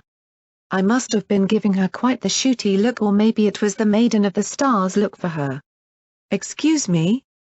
Could you elaborate on that, please? I asked as I turned and stood before the shrinking zebra. She quivered and began to whimper. You knew her as Nightmare Moon, said a familiar voice from the shadows. My mane went all kinds of squirmy as I saw the shadows unwind and expose the zebra from the mine and the museum. Lancer looked at me along the barrel of his gun with his hard, cold eyes. But I just looked right back at him. If he was going to take the shot, then he would have taken it without all the drama. It was here, in this doomed city, that Nightmare Moon stopped the sun from rising. And it was here, on the ashes of this burned town, that your Princess Luna declared she would take the throne her sister surrendered and led Equestria to victory. So why are you still talking and not blowing my head off? I asked Lancer as I saw the shadowy depths of the office squirming and creeping. Red bars drifted back and forth in my vision. The honor of your death falls to the legate himself. He yearns to smash your unnatural body with his own hooves, Lancer said as he stood, keeping his rifle aimed right at my head. When he does so, this ground shall be razed and all within slaughtered like the vermin you are. I stared into his eyes. Cold and hard and certain. Right, I said, well, since he's not here, and you're not going to steal his kill, maybe you can take Xanth here off my hooves and let me get on my way. I want to find out what the Enclave are up to. I smirked. Don't worry. I didn't curse her. Unicorn magic doesn't work like that. At least, according to the primer it didn't. He turned his rifle on Xanth. I barely got in front of her to catch the bullet with my side. It bit deep, knocking me back against Bluebell and the zebra, who shrank back with a little shriek. I turned vigilance on him, but he was already moving. When I jumped into SATS, he continued to move. Everything moved in a slow smear across my vision. I lurched, and by the time I was out of SATS, he had vanished. I knew better than to think he was gone, though. You don't realize it, Security, but you have cursed her, he said from the shadows. But his voice sounded odd to me. You have cursed her with kindness. You have infected her with your mercy. And like everything that you touch, she will be destroyed. You bloody murdering bastard! I shouted into the shadows. I saw the darkness moving, forming eyes and mouths on the dim and dingy walls. I fired vigilance again and again into every shadowy corner. My horn threw a storm of papers and rubbish around me, looking to see it bounce off some invisible assailant. When I ran out of bullets, I drew my sword, swinging wildly as I raced around. You won't hurt her. You won't. Shadowy ponies parted with each slice, reforming, laughing at my futile efforts. Darkness spattered my vision as I attacked things that weren't there. I was grasping at shadows. Bluebell and Xanth both stared at me in alarm and horror. What? I shouted, exasperated as I swished the sword in the air and spattered blood across both of them. Wait. Slowly I looked at the blood on the hilt of my sword. Felt the blood that was dripping down my face. I looked down at the decapitated zebra in front of me. Saw another torn open along her side. A sniper lay there with her face a concave hole. Another was dying from 3 meaty chunks taken out of his chest. I'd killed them and I hadn't even realized it. Hadn't even realized that they were there. Wounds from more than just Lance's round throbbed and burned, yet I hadn't felt them. The pain was so familiar I hadn't even recognized it. I staggered and grabbed a kicked-over desk. When had I kicked it over? Had I, or had somebody else? I shook as I dropped the sword. In Xanth's eyes, I was evil incarnate. And Bluebell stared at me as if realizing just how deadly I could be when so inclined. I wasn't the mare she'd dropped on her head back in the refinery. My chest ached terribly, like there was a fire digging into whatever now passed for a heart. Don't look at me like that, I asked in a low rush. They kept staring. If it had been my friends looking at me that way, I don't know what I would have done. "Don't look at me!" I screamed at them. I liked it better when I was missing half my face. It was easier than missing half my sanity. Finally, I found the morgue. It was, predictably, located in the vicinity of medical, which was marked in great big signs written in 2 different languages. Like everything else, it had been tossed long ago, but had a sink. I looked the opportunity to wash the blood off my face.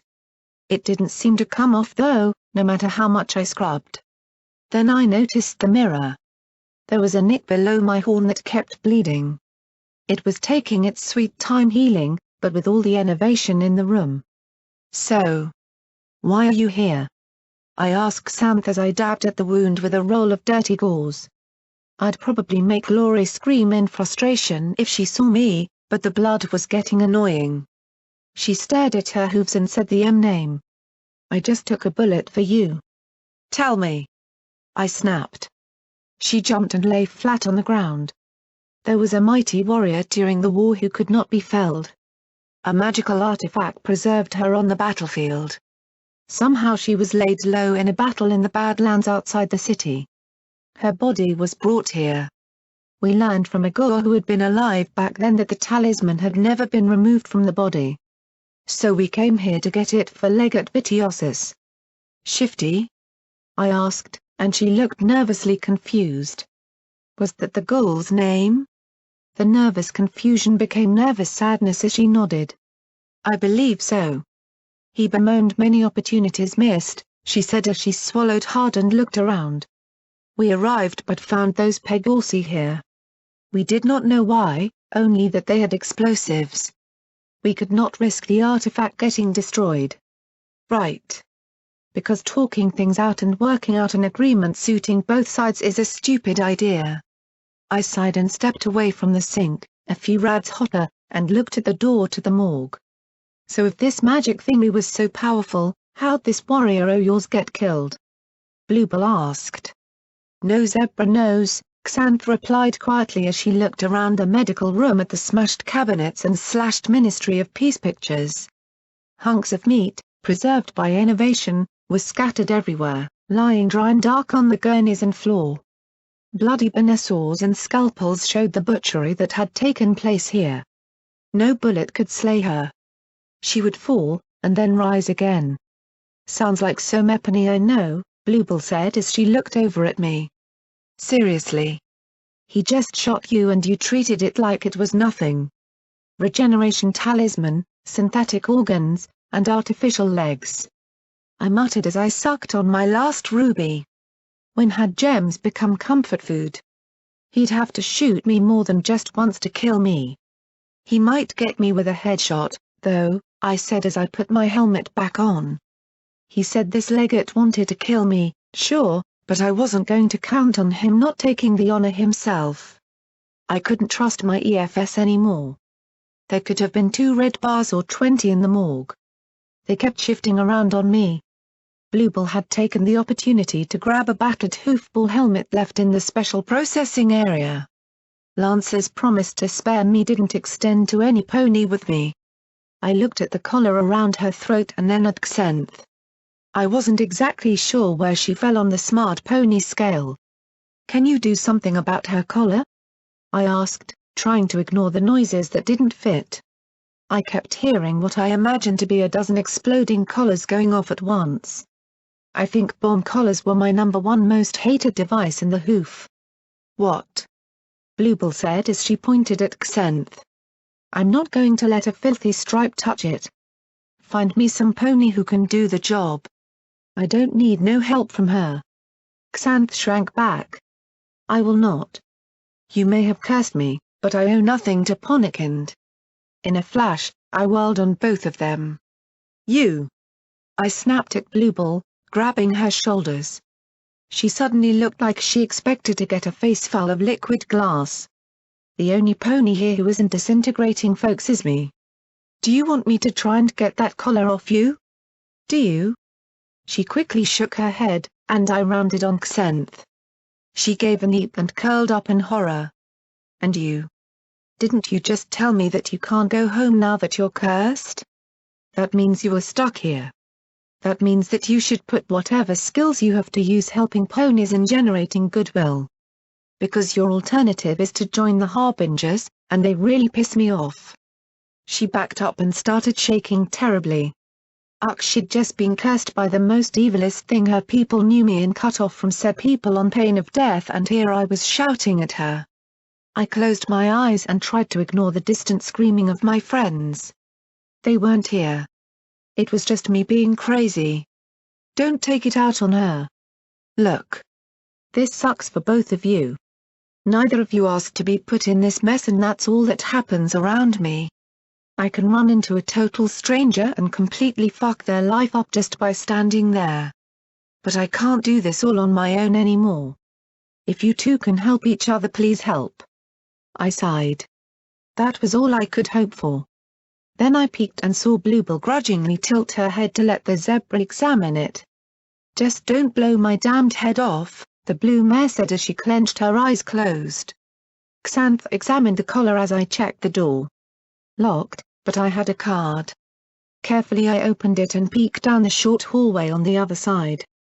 Funny, everywhere else was completely disgusting, but the room beyond looked clean. I don't think," she stammered as she pulled her hooves away. "If you're not sure, it's okay. Better that than not trying," I said as I looked back through the crack into the morgue. There were gurneys set up like workstations, and along one wall were dozens of steel doors like those in 99's tiny morgue. I always thought they looked like little refrigerators. The flickering lights had been replaced by steadier illumination, and I could see some terminals on a gurney. I slowly started through the short hallway. "Okay, I know this sounds crazy, but I don't want to fight you," I called out as I moved forward, not sure what was my EFS giving me warnings and what was all in my head. I couldn't believe the morgue would be empty, and after my tirade and the fight above, I doubted that they were ignorant of us being here. "In a pig's eye," a stallion muttered in return. "She ain't red," said a mare, weakly. "Identify yourself," drawled a familiar-sounding voice. "Twister?" I asked, then peeked around the corner at 3 power-armored Pegorsi. They'd made an impromptu barricade that would have lasted all of 3 seconds against a concentrated attack. "What are you doing here?" I asked the Niagvero Pegasus I'd met and ridden from Spike's cave. She popped off her helmet, her lavender coat reminding me of Dazzle. More purplish-blue but no glitter in Twister's mane, though. Blackjack is that she took in my appearance in one long horrified look. "What in tarnation happened to you, girl? Tain't no decent reason for any mare anywhere to have that much iron in their body." "Hoofington happened," I replied with a wan smile. "I saw the shooting. Wanted to see what's up." The stallion with the missiles growled, "You think we're stupid enough to think you're stupid enough to just trot down here 'cause you're curious? Ain't nopenny that dumb anywhere. Y'all don't know Blackjack, Boomer." The lavender Pegasus looked at Bluebell and Xanth with a mix of suspicion and distaste. "What y'all doing with that stripe? She looks like one o' them that pinned us in here." "She met me and her life got ruined as a result," I said as I stepped a little between Twister and Xanth. Boomer and Sunset, at least, I thought that was her name, looked at each other immediately. "Oh, I suspect you can relate?" The zebra gave me a look that seemed to say see? Twister finally relaxed. She didn't look good at all. Rather wan and sickly, in fact. I suspected it had to be the Enervation leeching away their life. "I reckon we can." Command didn't take kindly to us abandoning our posts. They were looking to make an example o' all 3 o' us. I nearly ended up assigned to the wrong side of a firing squad. But then I told 'em what you told me, that Operative Lickfoods made a plague. That got the leadership mighty curious. Turns out we've got records of a disease like that. "Director Mephitis?" I asked. "MHMMM. One of the oldest medical families in the Enclave wrote about it." I grit my teeth, wishing I could have castrated him with sheer rage. After what he did to Sirius in that recording. I tried to tone down the shooty look. Sunset and Boomer didn't know me as well as she did, and she barely knew me at that. As I relaxed, everyone seemed to calm down a bit. Since the three of us were contaminated, we were sent with a surface team to try and find out just what Thunderhead's been up to. Isn't that against the treaty Niagvaro has with Thunderhead? I asked with a frown. Very, Sunset said as she struggled with her helmet. After a bit she finally popped the seal, revealing a rust-colored mare with an orange and yellow striped mane. Officially, we never came back. We're deserters until we complete our mission. She looked at the other two and then at me. Doubt them dunderheads would believe it for a second, but it'll be a handy excuse for why we're down here. I see. And did you find something? I asked as I looked at the terminals. Twister nodded. We did. They found the plague preserved in the bodies in the freezer, she said as she gestured to the shiny metal doors. Apparently it's a zebra disease that makes them eat the flesh of the dead. Xanth's eyes popped wide. Blood hunger plague is here? She immediately started to wipe her hooves. This place we must all leave it. Relax. It's only a disease that drives you slowly insane till you eat other ponies' legs. What do you know about it? I asked the zebra. A horrible disease that breaks out during terrible famines. When there is no food, a zebra becomes desperate enough to eat their own kind. Then the hunger takes effect. When they are killed, the starving eat their flesh and are infected themselves. No amount of cooking can kill the disease. And nor could stable digesters. Is there a cure? Could I have done something to save my home? As messed up as it had been. But Xanth just shook her head. In my home, any village afflicted with the plague would be quarantined and burned. The disease is not like others. It must be ingested. Only in the stomach does it start to spread. But if some of the disease gets on your hoof and transferred to your meal, you can infect yourself or others. One strip of contaminated flesh in a cookpot, and an entire village can be lost. I felt a weight lift off my shoulders. Perhaps I should have done it differently, but knowing that I hadn't messed up, that there wasn't a simple cure like Brahmin milk or something, was a great relief to me. Since it's a zebra disease anyway, why doesn't it affect Pegorsi? I asked, and immediately Twister and Sunset looked at each other uneasily. Great, now what?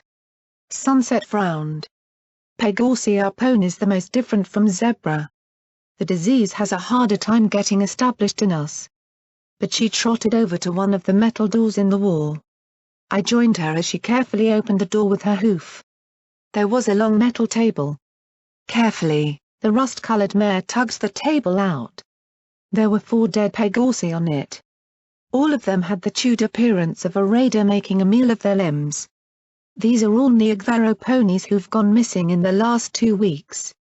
Maybe deserters like us, maybe not. 2 weeks was long enough for the disease to run its course. Even more disturbing, the ponies had been carved. Great chunks of flesh had been removed, not wildly, but with care. Only their heads were more or less untouched, though their lips were chewed off in permanent Richter's grins. Those Pegorsi outside aren't with you, are they? I asked with a sinking sensation. There are Pegorsi outside? Fighting the zebra? Twister asked, looking worried as she glanced at the other two. I lifted the crate of explosives with my magic. They had this. Whoa. Boomer rushed over to the long black box and flipped it open with far more eagerness than I would have. Inside were a number of containers filled with strange-colored fluids and tubes. Oh yeah. A 4-part liquid rainbow explosive with lightning detonation system. Spicy. The stallion chuckled. Set this sucker off and get ready for some hella rough weather. Y'all know about explosives? Bluebell asked at once. He pulled off his helmet, revealing a bald brown buck who was surprisingly handsome. He had a prominent chin and wide, easy grin. Well, yeah. Why else do you think they call me Boomer? He wagged his bushy black eyebrows at the uneasy mare. Chilly night back at flight school, Sunset said at once with a roll of her eyes. Cleared out the barracks for days, Twister added solemnly. was mandated by command to never feed him beans, or it'd be a crime against Pegasus kind. On par with a sonic rainbow, Sunset finished. From his hindquarters. All right. Shut it already, he muttered, ears folding down. He snorted as he trotted away from the box and peered at Bluebell's collar. Then he reached out, did something with his hooves, and a second later yanked it off. Everipany jumped and Bluebell gave a shriek. He lifted the collar with a hoof. Piece of junk. He tossed it into the corner. Are you could I? Bluebell stammered a moment, pointing a hoof at Boomer. What? He asked with a frown. Suddenly she lunged, grabbed his neck in her hooves, and with a heave flipped him over onto his back, power armor and all. She pressed her lips to his inner long, hard kiss that made his hooves kick helplessly in the air. Then, just as swiftly as she grabbed him, she turned him so he was upright once more with a dreamy look on his face. A moment later, his wings stuck straight out on both sides. Thanks, she replied with a smile as he went red as a cherry. Our little boy's all grown up, Twister said with a smile to Sunset. However, it was Xanth that caught my eye. She was staring at a clipboard next to a different refrigerator door. Are you okay? I asked with a little smile. It's her, Xanth said quietly. The warrior. I looked at the door and then at the clipboard. Only one thing caught my eye. The name, Shujaw. Shit. The talisman he was after was inside one of my best friends. I looked at the clipboard. Field report, subject, identified as Predator Shujaw, was found at conflict site 99-1238J. While no injuries were apparent on the body, subject was deceased. Sergeant Twist, the only survivor of the reconnaissance team, was hysterical and had to be sedated for transportation to FMC for treatment. OIA Image Liaison Glass has requested the body and any and all objects on or within the body to be turned over to the OIA for transfer to the Ministry of Image. Said transfer is being delayed by order of Camp Director Mephitis. Colonel Cupcake has formally requested all remains to be sent to Mare Air Station for funeral services. There were maps and pictures attached that made little sense to me. I looked at the door. It was just a look. What could it hurt? I opened it and pulled out the little sliding table. What was on the table was not a zebra. Not the mare I had seen in a grainy black and white photograph. It was merely so many pieces of zebra heaped around bones. They'd smashed and torn her to pieces. Some ghoul had come along and taken some of the remains. Never was I gladder that Rampage was not here to see this. Never was I happier to have a really big bomb to give Shujaw the send-off she deserved. Looks like you wasted your time coming here, I says hoarsely to the horrified, sick-looking zebra. Everything's been a waste of time, Rampage said behind the doors. My chest ached terribly as I sat on the floor. Set your bomb, Boomer, I said loudly, closing my eyes. Set it for 5 minutes. Let Lancer see Shujaw for himself. There is no talisman, so let us go. Was it my imagination, or was that faintest shimmer the zebra himself? I itched to stab the air as it stepped closer. I stared at the distortion. Going to shoot us in the back now? There was no reply. I wasn't even sure he'd been there at all. I could hear the voices of the dead screaming distantly. My friends were among them. I could hear thousands of zebras wailing as they starved and gnashed their teeth, some giving in to hunger, some lunging ahead to be cut down by the turrets, and some blowing their own heads off with their colors. It didn't matter if it was in my head or not. I rose to my hooves and there was nothing but hate in me. Boomer pushed some buttons, and the rainbow fluids began to swirl together and spark magically as a timer counted down. Slowly I made my way to the door back into medical, then up the stairs. Behind me I could hear the soft hoofsteps of the living and the dead. We were leaving. Celestia, help any pony who got in my way. I stepped into the night rain. The lightning blasted overhead and the thunder rolled through my blood as if the elements themselves had finally seen this blight, this sin, and roared against it. Get down, on the ground, bellowed the Pegasus and the Sleeker, fancier-looking Thunderhead armor. 5 of them, 4 on the ground and 1 in the air. Only 5? Then I was on him, racing the short distance separating us as if I were in SATS, and I grabbed the respirator tubes running to his muzzle. My twisting hands flipped him over as he started firing wildly. The sword flashed in the lightning, glistening in the light. It entered his crotch, and moved till it reached his throat in one terrific slash. Then I heaved him, his bloody viscera erupting from the split armor over the face of the second Pegasus. I saw light. Felt heat. Moved. My hooves raced towards the source of those crimson beams. So hot. Very hot. I imagined myself bursting into flame. Exploding from all the rage and hate inside me. I imagined every one of these enclave to be the camp director. I was screaming something. The words didn't matter anymore as I closed the distance like I'd taken a hit of flash. Out came duty and sacrifice. 4 shots in slow motion chewed through the fancy visor. The 5th shot blew a red fountain of chunks as his beam rifles went dark. One of the Pegasus took to the air. I leapt up, my mechanical fingers grabbing that scorpion tail as we lifted higher and higher into the flashing sky. This was Lichthuves, the sneaky son of a mule who had seen this atrocity and not destroyed it. Who had used it. Who had killed other Pegasus just to make his disease work on his own kind. Glory had once mentioned how tough Pegasus wings were. My sword was tougher. I stabbed it through the armor covering, and the mare inside screamed. With all the strength I could manage in my horn, I ripped the blade down completely through her wing, and we tumbled together end over end. The airborne Pegasus was close, too close. Perhaps he didn't notice her falling wing. Perhaps he was just unlucky. He blasted me with glowing, disintegrating energy, the magic eating into my armor. If I'd been flesh and blood, perhaps I would have died then, transformed into glowing slop. I wasn't flesh and blood. I was hatred and pain in pony shape. I leapt the distance and wrapped my 4 hooves around his neck. He flipped almost completely upside down, his energy cannons blasting.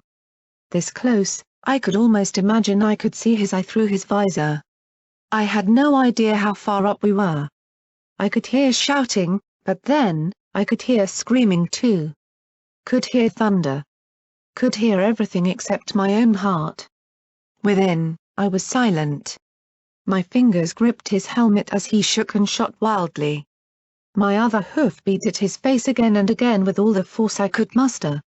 There was a crack, a pop, and then the left side of the visor popped free.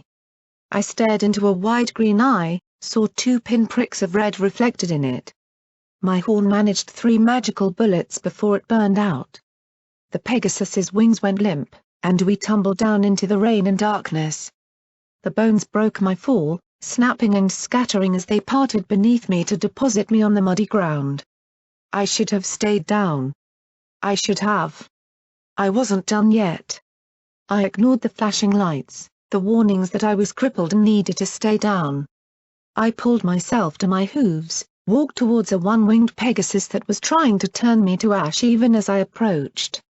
I might not have had a working horn, but I had fingers. And I had bones. The mare moved so slowly. Too slowly. I plucked one of the scattered bones, a rib, by the look of it, and sprang upon her. Rover was right, fingers were better. Fingers of one hoof seized her armor, her beam rifle flashing past me by inches. I could feel the warmth of the magic on my hide.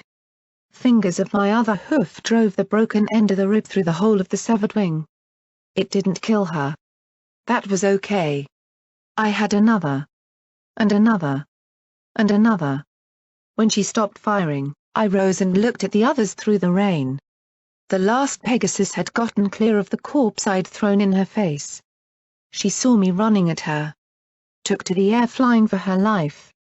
She almost made it. My hands grabbed her stinger tail, and we were aloft. She looked down at me and flew by one of the towers with its rusty turret still pointing guns at the building below. I suppose she intended to scrape me off. Nobody was scraping me anywhere. My body slammed into the rusty tower, But I had no lungs to crush or puncture and no heart to falter. My rear legs gripped the rusty rails and my fingers locked down on the tail. Suddenly the Pegasus went from accelerating forward to a dead stop, snapping like a rubber band. Then she was going backwards once more as I heaved and kicked off the tower. We flipped end over end as we fell, her wings struggling for purchase with my massive weight attached. We landed square on a curved roof and smashed through the rusty metal plating. Inside, bunk beds stacked 5 high shattered beneath us. Bones, hide, and rags snapped and tore as dust filled the air. The Pegasus pulled herself to her hooves, turning to face me as I rose and started forward. Had she run, had she fled, she might have gotten away in those seconds. Not anymore. The Gatling beam guns flashed, each shot seemed to take a minute as I charged. My body was in agony. So what? I was always in agony. Life was agony. I knew exactly how Deus must have felt when he was dropped on those zebras. Hurt. Violated. Angry. Nothing would stop him. Nothing would stop me now. I tackled her neck and drove her into the stack of bunk beds behind her. The structure collapsed upon us, yet I still didn't stop. My rear legs tore up the ground as I pushed forward. I wanted her to break, wanted my body to fail. Wanted this whole world to shatter. I wanted to kill in the worst way possible. We moved through the avalanching wood and bone and finally ran out of building. The thin metal wall ripped through with a shriek and dumped us back in the mud. Her fancy Gatling weapons were nothing against my rage. As I smashed her into a tangle of razor wire, both her weapons finally sparked and popped and went dark as she reclined against it. Her wings beat frantically. She wasn't going anywhere. I stood before her like a zebra and began to beat and pound and rip at her armor. My hooves could repair themselves. So could her armor, if I gave her the time. I wasn't about to do that. I beat and smashed her visor till it popped open. Wide purple eyes stared as she raised her forelegs defensively. I simply smashed and tore into them along with her face. Finally I gripped her helmet with my fingers and began to pull. My motors hummed, sparked, and smoked. My skin stretched and strained as if I were going to tear myself in two. Maybe I was. Maybe I wanted to. Then there was a scream of metal as I ripped her faceplate off. I held her head with one hand and drew back my hoof to smash her face out the back of her skull. Then the lightning flashed, and I saw Glory's face. Not Rainbow Dash's Glory. Purple mane peeked out. The lightning flashed again. I looked at the red dripping out of her mouth and nostrils. Her lips were moving, but I couldn't hear a thing. Just thunder and screams. My friends and the others were running at me. I saw the pain in her eyes darker than the pony I remembered. Not Glory Dusk. I was about to kill Glory's sister. I looked at the 3 Neogvaropegorsi. The beating I'd given them was nothing compared to what I'd meted out this night. I wondered what horrors or ghost stories they had in the Enclave about ponies like me. Xanth stared at me in mute horror. The Maiden of the Stars. Even the Highlander, her blue eyes wary even scared, stared at me with one word on her face. Reaper. I threw back my head and screamed out all the hate and pain and rage inside me. I had to, or I'd kill her. Kill everyone. I felt the bugs in my head chewing their way free. I wanted Lancer to hear me in the night. I wanted Ligthooves to hear me wherever he hid. I wanted whatever pony or machine that guided the Harbingers to know that at this moment I would tear down the towers of the core itself with my bare hooves to destroy them. And as if in agreement, the concrete block of the processing center erupted in a fountain of rainbow flame and a deafening blast that rolled through the camp. I imagined that I was the pony possessed by Shuja and let the wasteland hear her rage one final time.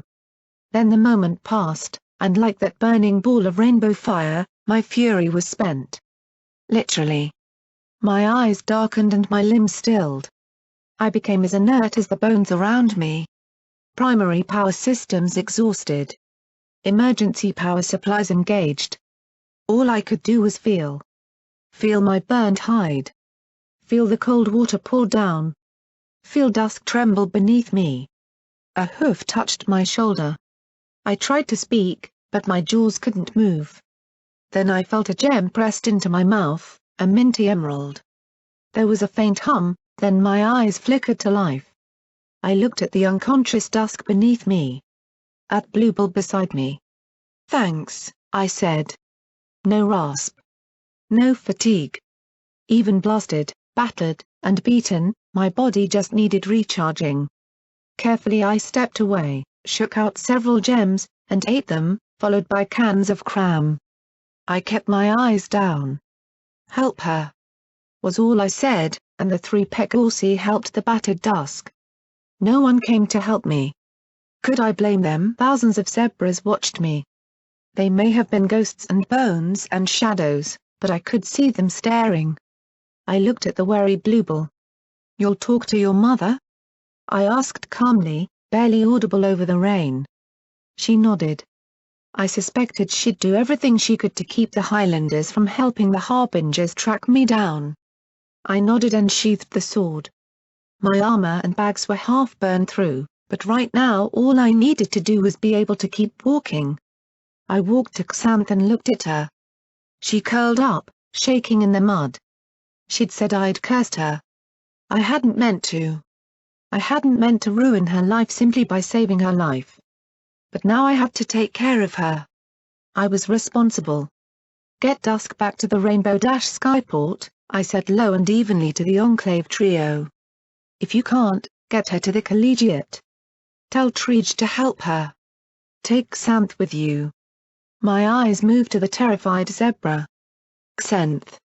Talk to Sagittarius and Treege. You're a good, smart zebra. You can have a life there. Understand?" She didn't reply. I couldn't blame her. I ate another gem, waiting for her to nod or voice some kind of acknowledgement. Finally, she gave a little jerk of her head. I left them, picking the dropped revolvers from the mud on my way. Thousands of eyes watched me. Even the dead were silent as I passed into the thunder and night. At the gate, I paused. I turned and stared up at one of the sentry towers. It was as if a force drew my eyes upwards. There, atop the spire, was the 6th Enclave pony, lit by the flickering flames of the burning processing center rubble. I knew him. It could only be him. "Come down here," I thought at him. "Come down here and let me finish with you what I started with Dusk." "Soon," I imagined his reply. "Soon." And then, with that, the armored Pegasus launched himself into the dark sky. Alone, I turned as well, walking out into black rain. Footnote: maximum level reached. Author's notes: hugs and thanks all around to KKAT, Hines, Bronode, and Snipe Armster for being awesome people, helping create Foe, PH, and working their collective tails off on getting this halfway worth reading. Then working their mains off making the other half worth reading. This chapter and the next are the result of the reply I got from my question. I can sum it up as just write the damn thing, somber, and we'll get to the ending when we get there. Anyway, thank you also to everypony that gives me the feedback to keep this going. If any pony would like to help out the author with tips, as always they can be sent via PayPal to david13usher@gmail.com. Thank you for reading through this ridiculously long story.